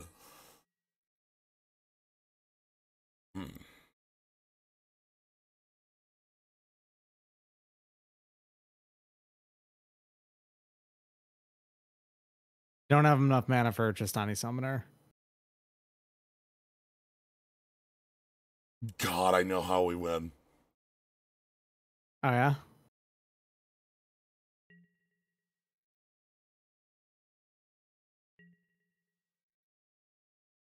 Hacking. Uh-huh. Great Oak Guardian coming to the rescue? Because this way they might not exert their on-crop crasher to make my tapped creature not able to block. Oh, smart. Yeah, okay, I get you. We'll go to 1, and then I need to still not die, but we'll be at 1. Of course, if they exert the on-crop crasher here, we're dead. They didn't do it. They didn't do it. Here we go, here we go, here we go, here we go, here we go.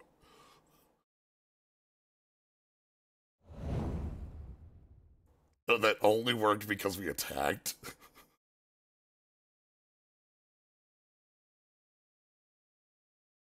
We're dead to any burn spell, but you know, whatever. Since when do red decks have those?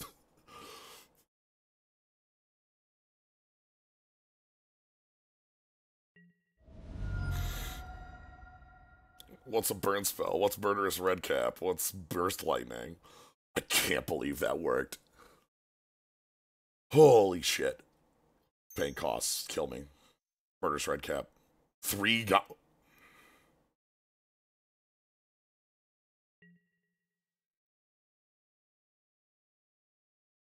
Okay.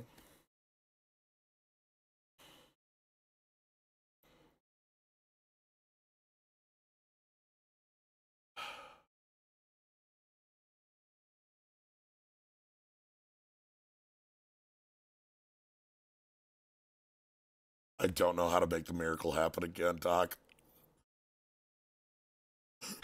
Okay. I don't know how to make the miracle happen again.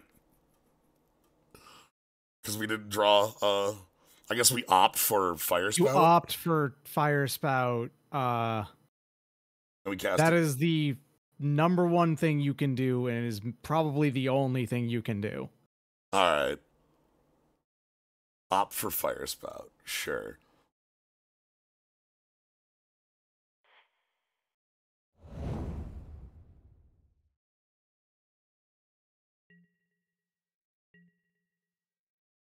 Alright. Mind Hack. They don't attack with enough creatures. Sure.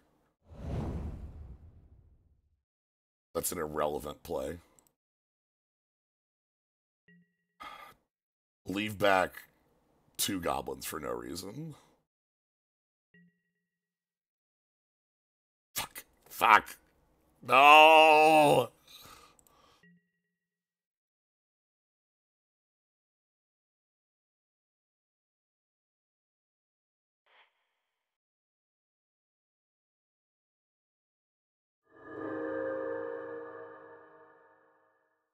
Hoopo tried.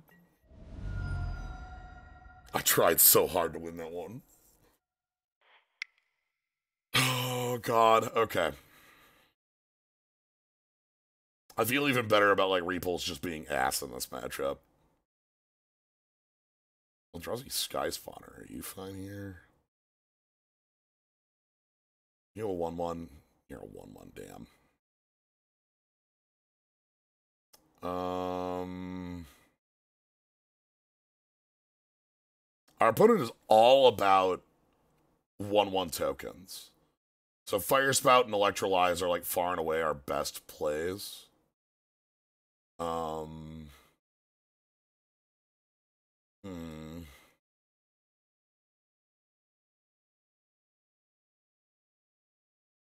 think we just roll with it and have a little... Do I want the negate here? That might be it. Alright, hold on. Negate over Supreme Will. Negate over...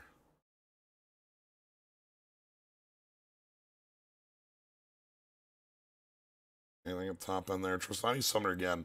I think Trostani Summoner is still in here because, like... Negate over Shardless?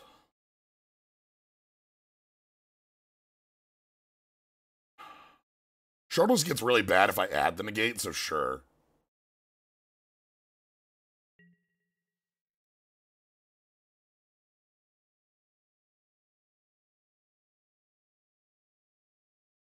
I'm fine with this.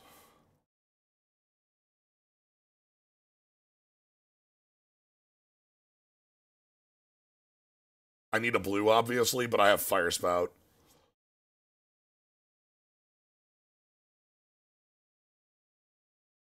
And I can cast it. So we want a blue and we want a land. Sure.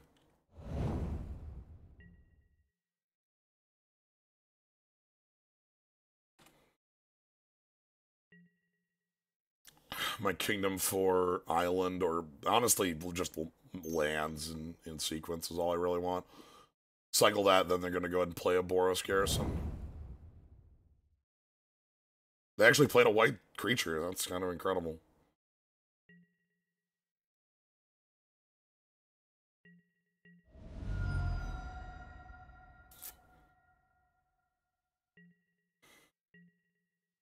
Alright.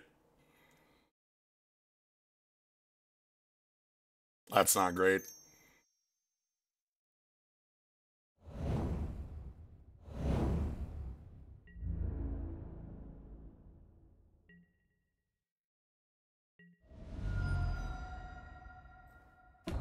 Okay.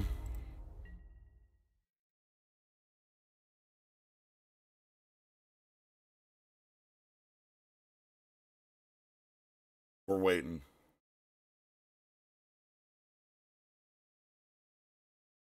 If I'm gonna win, I need a better fire spout than a 1-for-1.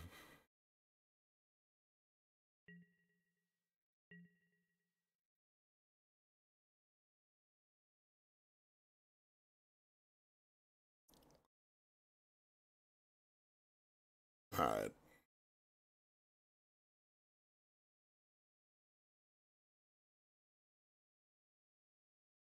Hopefully they don't have any, like...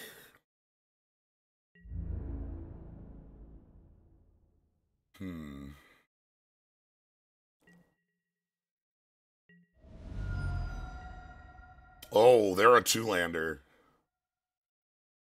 Crawl Harpooner, huh?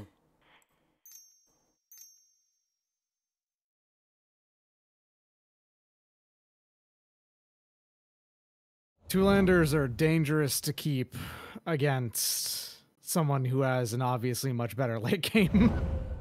Crawl Harpooner, huh? Yeah. By the way, Crawl Harpooner blocks all their creatures. You can Midnight Haunt here? Question mark? No, yeah, because I have a reach blocker. I don't care about this. Having Fire Spout in the hand as well is also chef's kiss. Also, just finished filling up my Magfest room, so I'm glad I managed to do that. I think this one I care about. Bone Splitter. That seems like more of an issue. It does mean that any of their creatures can kill the Harpooner in combat, so I feel like that's fair. If they have a burn spell for Crawl Harpooner, like, sure, that's fine, but... You have a burn spell for their entire board, so... Yeah. Here it comes. Helix on Crawl Harpooner. Sure.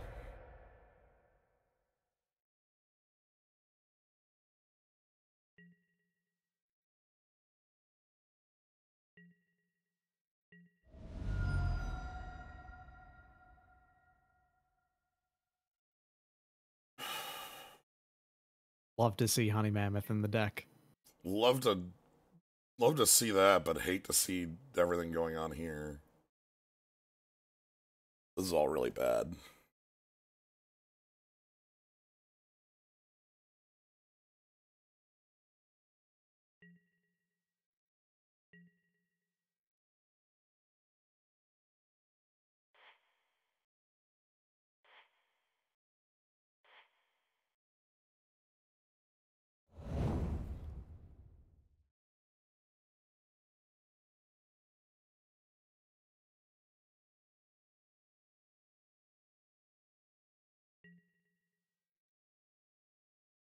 They have 5 cards in hand. Dang. That's a good point. I didn't notice that they did. They're on double red. They're off double red is the big thing here. Yeah. They can only really play one burn spell a turn is part of that too. Yeah.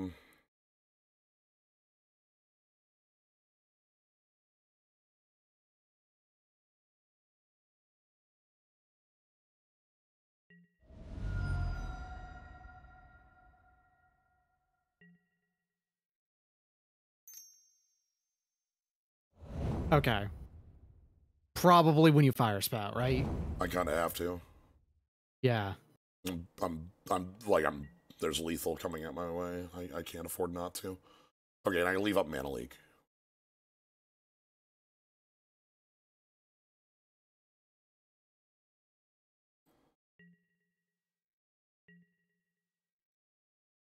You vivid for the red for this, right? Yes. Don't want to take the damage from the talisman if you can help it.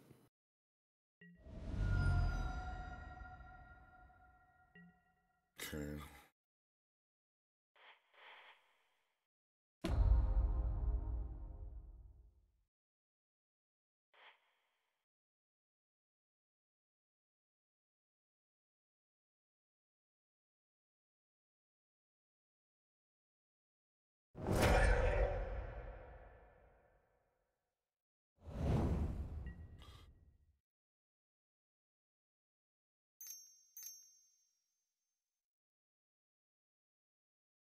That thing hastes.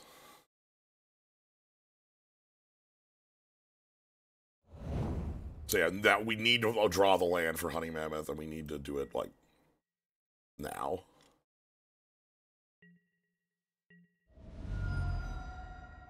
There it is. Mammoth Online. Here comes a very tasty boy. Alright. Now the hope is this is just enough to get How through. do they have so many cards in hand? They haven't been playing anything. They haven't been playing land.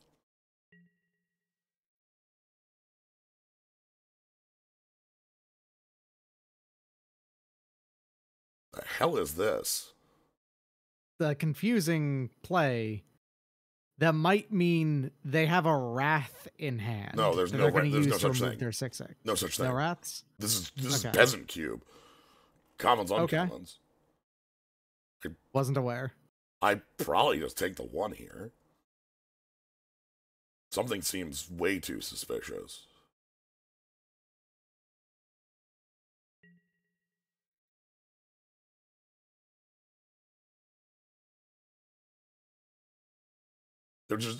Something seems wrong here.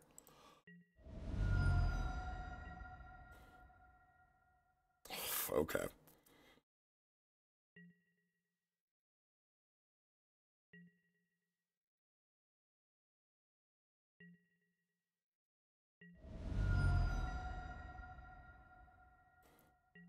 So now I've got Supreme Will up. Shit, they found the second red.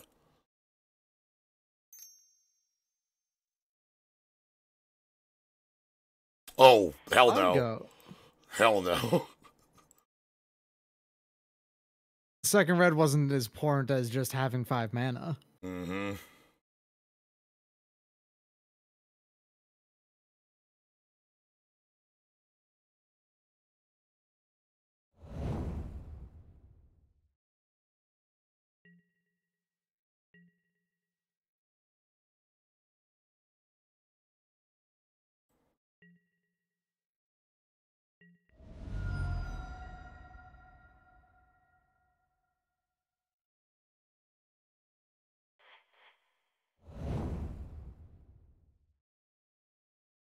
Every game.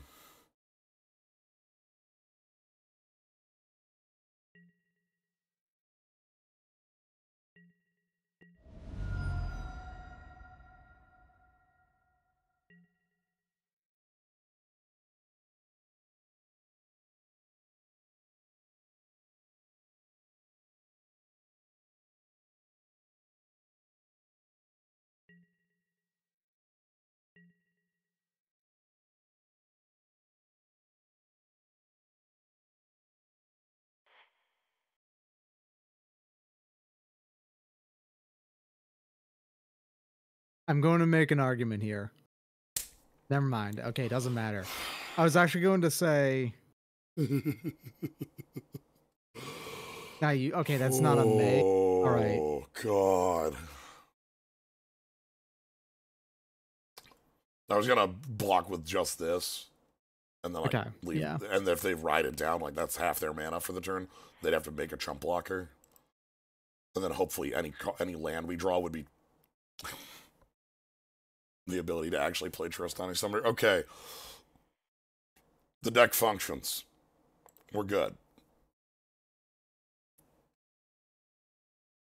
I'm really glad that Honey Mammoth stabilization was real.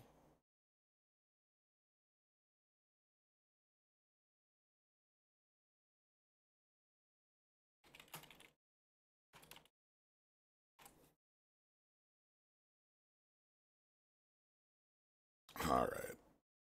The final match.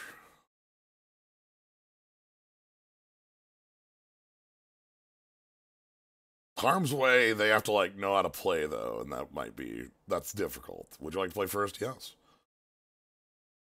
Ooh. This looks good. This looks real good. Holy shit.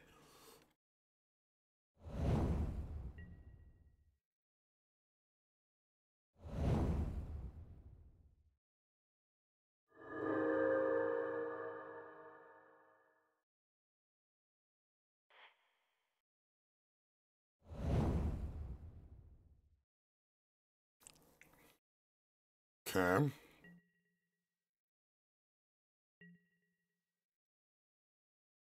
Ooh. Oh. Ooh, that's perfect. Oh, let's do it. Okay, so we go. That's a 3/3. Yeah, so we go Evolving Wilds, crack Evolving Wilds. Grab Blue. Or you've got a white source already. You've got a source of anything. You need the extra blue, yeah, because you're gonna need more double blue. It won't matter. Actually, let's grab. I guess yeah, it doesn't matter. Mountain is probably fine then. As the only color you cannot tap without also tapping Proto Ground is the idea. Yeah. And then grabbing Island. Anyway, here's my island, who is the beatdown. Turn 3/3/3. Nothing wrong with that. Yeah. What you got, boss? You are the monarch. My land doesn't untap. Alright, here's your mistake. You created the monarchy.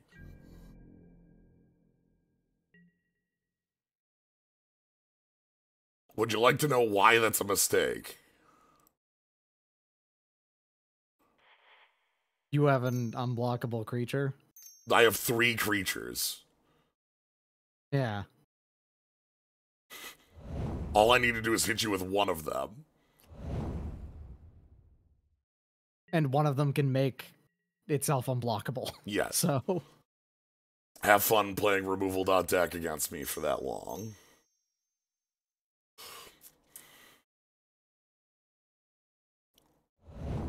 Nice try. that actually does a decent impression, but it doesn't work. Yeah. You wanted me to see an illusion. But it won't work. It's too stupid. You put ghosts in the barley, didn't you?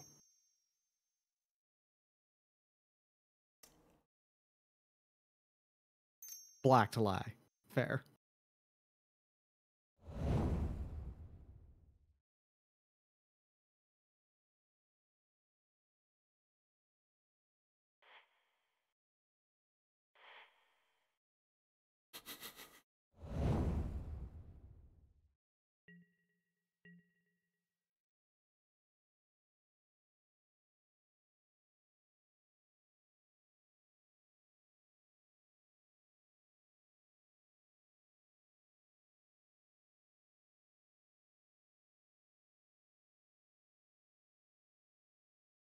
The other thing about Fall from Favor is that the moment you lose the monarchy, it becomes really hard. It's garbage.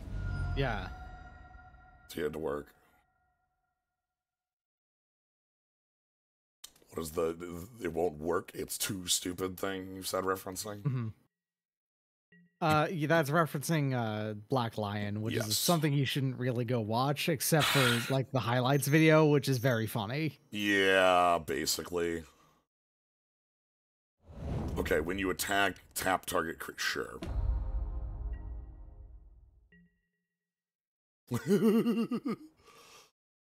Alright, so you can tap my flyer.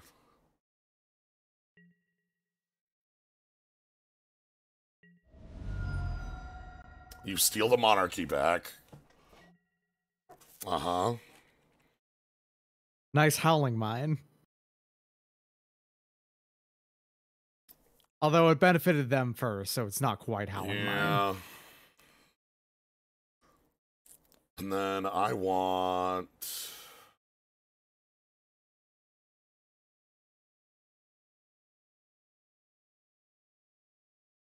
Ah, Team J-Bro, thank you for the raid. Hello. Also, congrats on your, like, what, 13 trophies in this format? You've got things going quite well for yourself in here. What do we want to do here? I can play Ridge Scale Tusker and, like, press, right?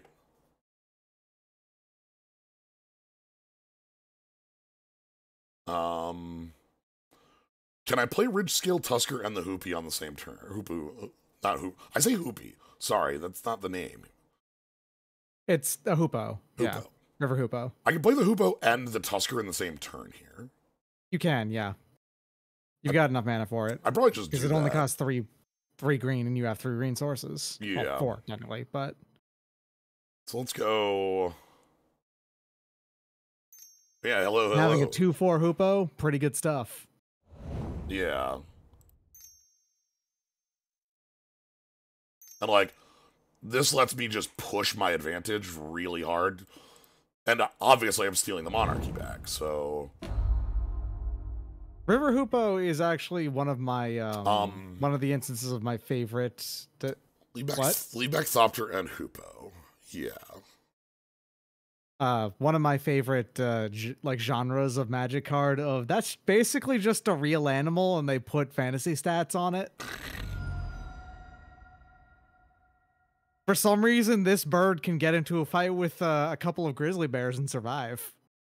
Anyway, I like this deck's a lot better when you have free cards. Hell, yeah. Well, I made a mistake not drafting Fall. Otherwise known as having Tatiana. Yeah. True. So it's not like the deck can't do that. It's just it hasn't had the chance to.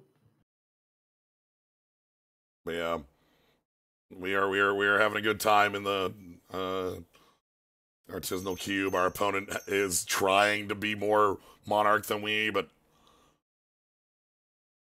White Dragon. That's a freeze breath on a creature, right? That technically gets them the monarchy back. Technically.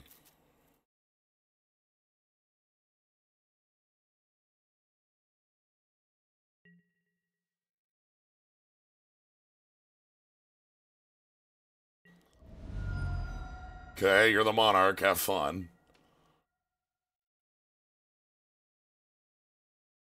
Damn, Cold Steel Heart is the one I didn't want to draw. I wanted an untapped one of those. For Whirler Rogue. Yes. That is the reason I want to tap 2 artifacts to make things unblockable. Sadly, I don't have the ability to do that right now.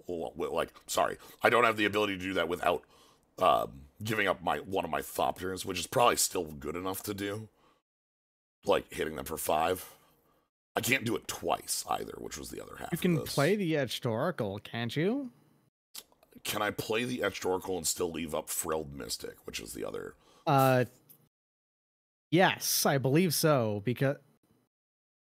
No. Wait. Hold up. Okay, you've got 3 blue sources, 4 green sources. However, one of them is the same source. 2 of them are the same source. So... Okay, well, first things first, land. Like, if it's this, and this for white... Mm-hmm. That's 4. And you would have green, Fertile Ground, Citadel, Seaside Citadel. Yes. Okay. Yes, you can do it. You can do it. Yep. There you go. So if we go 1, 2, 3, damage ourselves, etch Oracle, Mm-hmm. and then We're playing a fully etched Oracle so we can tap it with Whirler Rogue to give our creature unblockable. Yeah. Doesn't really matter. Specifically, it has the same function as playing an untap. Well, no, because you had to tap the Oracle, so it's not an extra blocker. Yeah. I can, like, tap the Thopter tokens both and leave up the Oracle, but it doesn't matter. Well, Like, they have they a can flyer, tap, though. They have well, also they can tap down my... Like, none of it matters.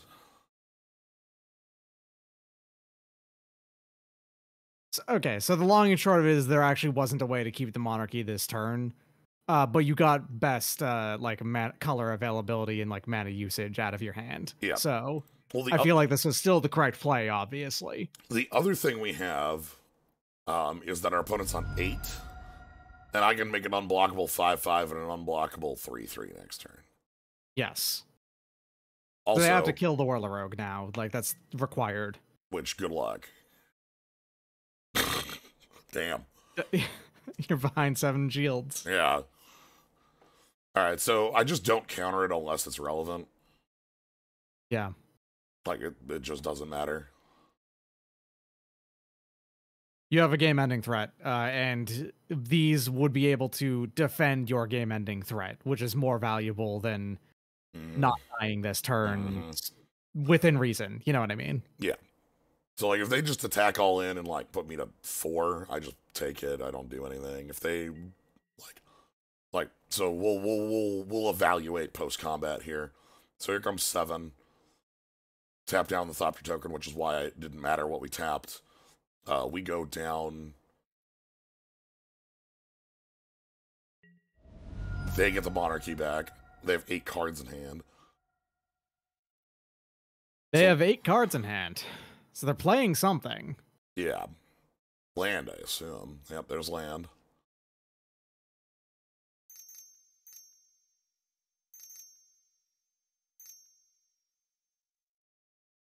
The hell is this?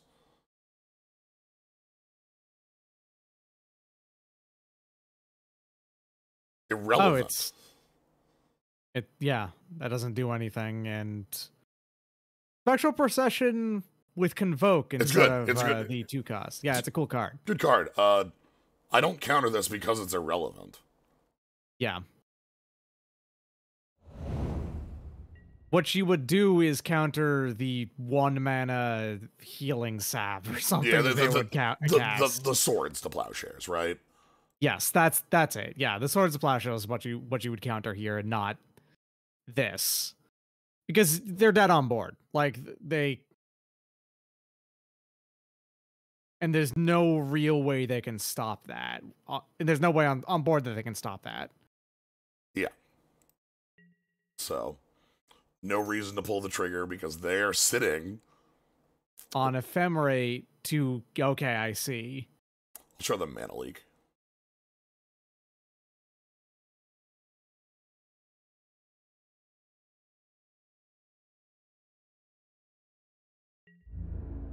That would have been enough. But... So they did have it, and they were trying to bait us out, right? Mm-hmm. So, that's how you navigate. There were a couple different ways of navigating that might have been a little bit more aggressive on dealing with our opponent's threats, and maybe not making unblockable 5/5s and just pushing the 5/5. But, anyway, so our opponent is had 2 shields available to make sure it happened, though, and they tapped down to 1 mana. So there was very few ways that they could have dealt with Fire Spout's hella good in this match. Repulse still sucks. Repulse has been just not what you ever want to see in this cube. Been kind of incredible how useless this card's been.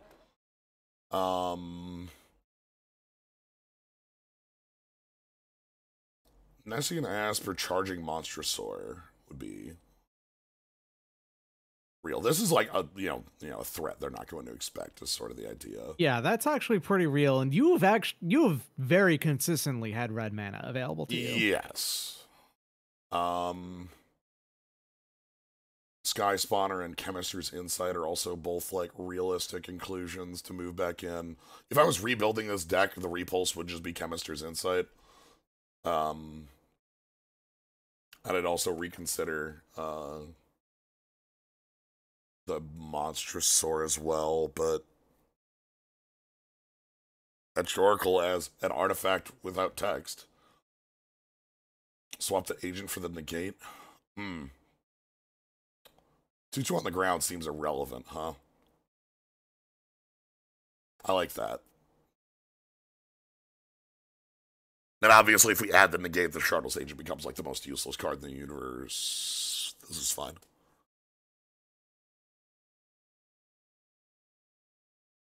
Funnily enough, Fire Spout's probably only in the air in this match.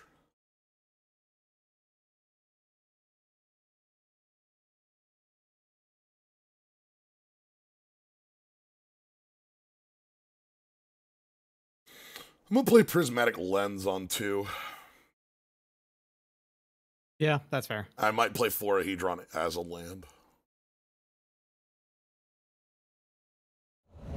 It ramps just the same. Alright, that's their Shelter. It's a pretty cool spell. Ooh, that's good looking.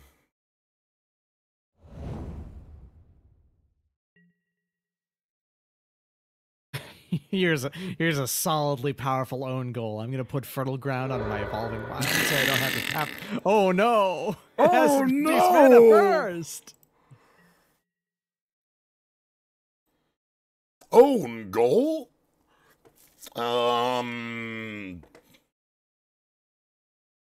They haven't played anything, and if you lens, you could lens and Fertile Ground in this. Well, sorry, if you Florahedron, you could lens and Fertile Ground the next turn, and still leave up at least 1 mana. Yeah, but Florahedron also has a land is the exact same move there. Like, that's fair. And like, yeah. So, and it is vulnerable to Fire Spout. You're right. Yeah, I kind of I honestly just want to play this as a land because it's the same thing. It'll tap for mana. Like, then sure, just why not? hide it. We're gonna go Lens as the one I'd least care about.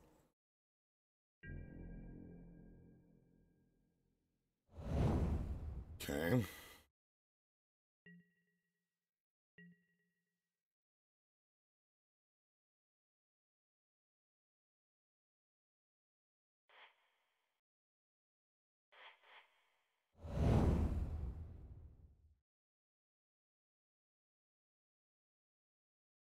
So you can play Talisman and Fertile Ground here. Yes. In whichever order I like. Well, you have to do Island Lens and to do the it doesn't matter which otherwise though. The only thing that matters is which of the lands you tap to make that viable or not.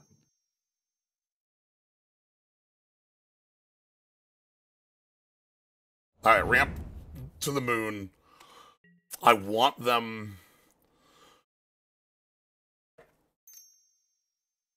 You are 1 away from Tristani's Summoner.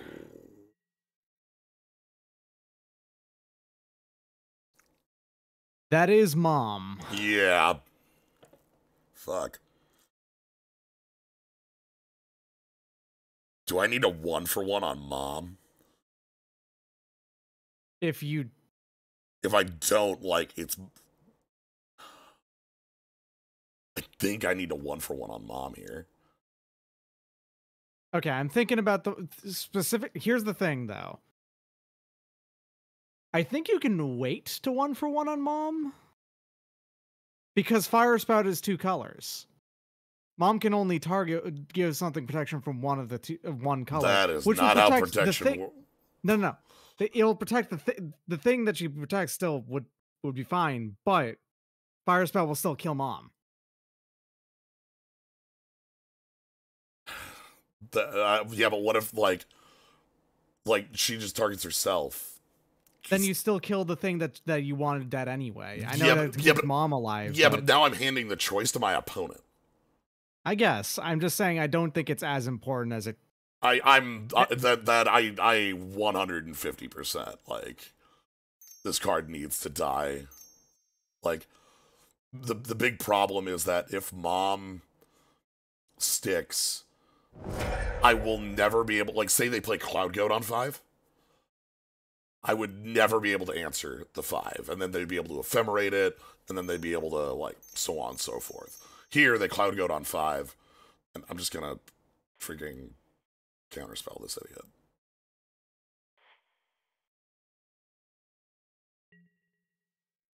I'm just thinking, they would Cloud Goat on 5. You would still kill all of the tokens produced and mom. You would be left with the 3/3. Not a great situation, but...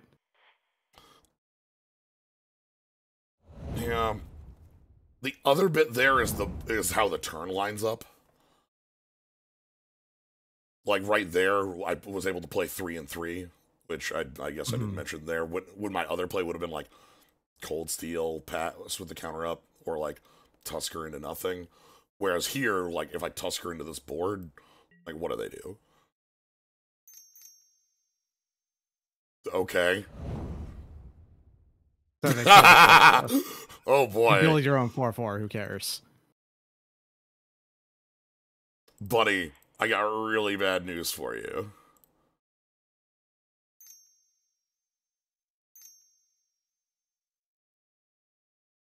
I've changed the terms of the Tristani Summoner. Instead of a 1/1, a 2/2, a 3/3, and a 4/4, I get a 2/2, a 3/3, a 4/4, and a 5/5.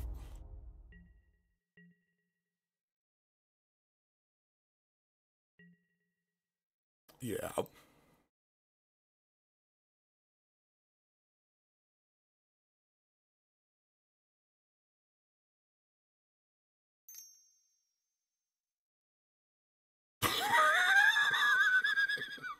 All right. They don't want to leave you the 4/4. So I want to talk... I don't know why they targeted that instead of the 5/5. Yeah, so do you remember earlier I had a long kind of conversation about how spot removal in this cube just doesn't work the way you want it to? Again, I'm very confused why they didn't target the 5/5 there. They targeted a 4/4 with no text. It was attacking? I guess.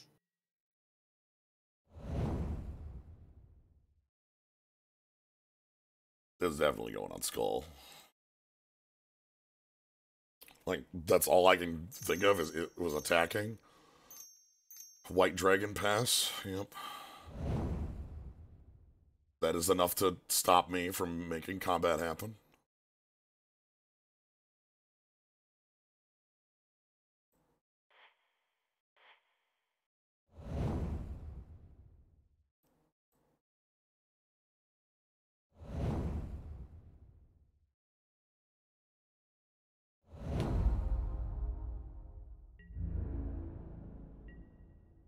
So they have one card in hand. I guess the sequence is just to get this out of here.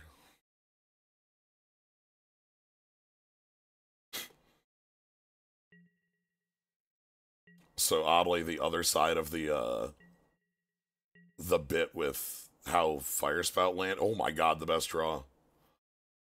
With how Firespout landed in this match. Is that our opponent played a bunch of creatures that Firespout failed to kill. Actually, I guess this makes Mother Runes a 3/3, right? Bolster 2. Never mind. Anyway. Here's an opt.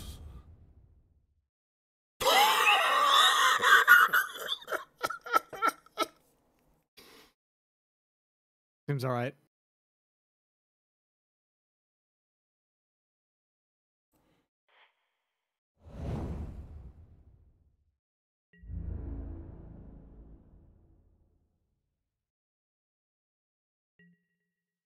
There are no creatures in my grave, as you can see here.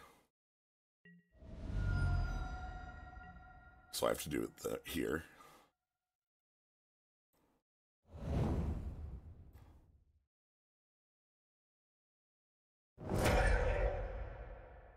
Alright.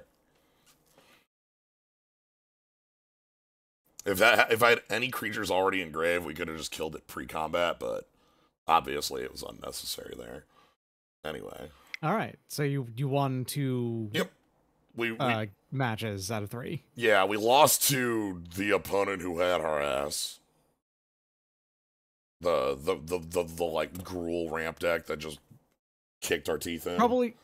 They probably had a good read on the format in general of just knowing that they should definitely main deck include artifact and enchantment hate. No problem. They also like easily could be a deck that includes like Clasms for a lot of the other opponents we've been seeing. Yeah. So like that seems like a pretty good spot to be sitting in. And we got our other 2. So yeah. But yeah, nah. What a so peasant cubes like that, you know, commons, uncommons, make for a really unique experience because you like there are just things our opponent can't have. Our opponent's, you know, a blue in any other format, that opponent, we have to like sit around and be like, hold back half of our cards in their hand because like what if they wrath us, right? What if they settle the wreckage? What if they wrath of God? What if they supreme verdict? Here, it's just not possible. I can just slam every single creature on the board and there's nothing they can punish me with. Like, I'm trying to think. Like, Aetherize? Does that exist? I don't know. Even that, what are you going to do? Aetherize a Tristani summoner? That feels bad. Anyway, that's going to be it for tonight. Thank you all for joining. Thank you, Doc, for joining. I appreciate it a lot. Mm-hmm. Glad to have you with. Always brings us in fun directions. Oh, I'm sorry. Where is that coming from? No, do I have weird effects on the draft? Everyone has their own effects on the draft. Nobody can see them though. Like, look, I mean, if you're here, if like, you know, if you like, I couldn't put the energies out, unfortunately, because no rares. I know. Like we saw, like Necromancy was a possible pick 1, pack 1. You know, could have been. Yeah. I don't know what I'm necromancying in this format, but I don't know. Like, is Gary in this cube? Weirdly, no.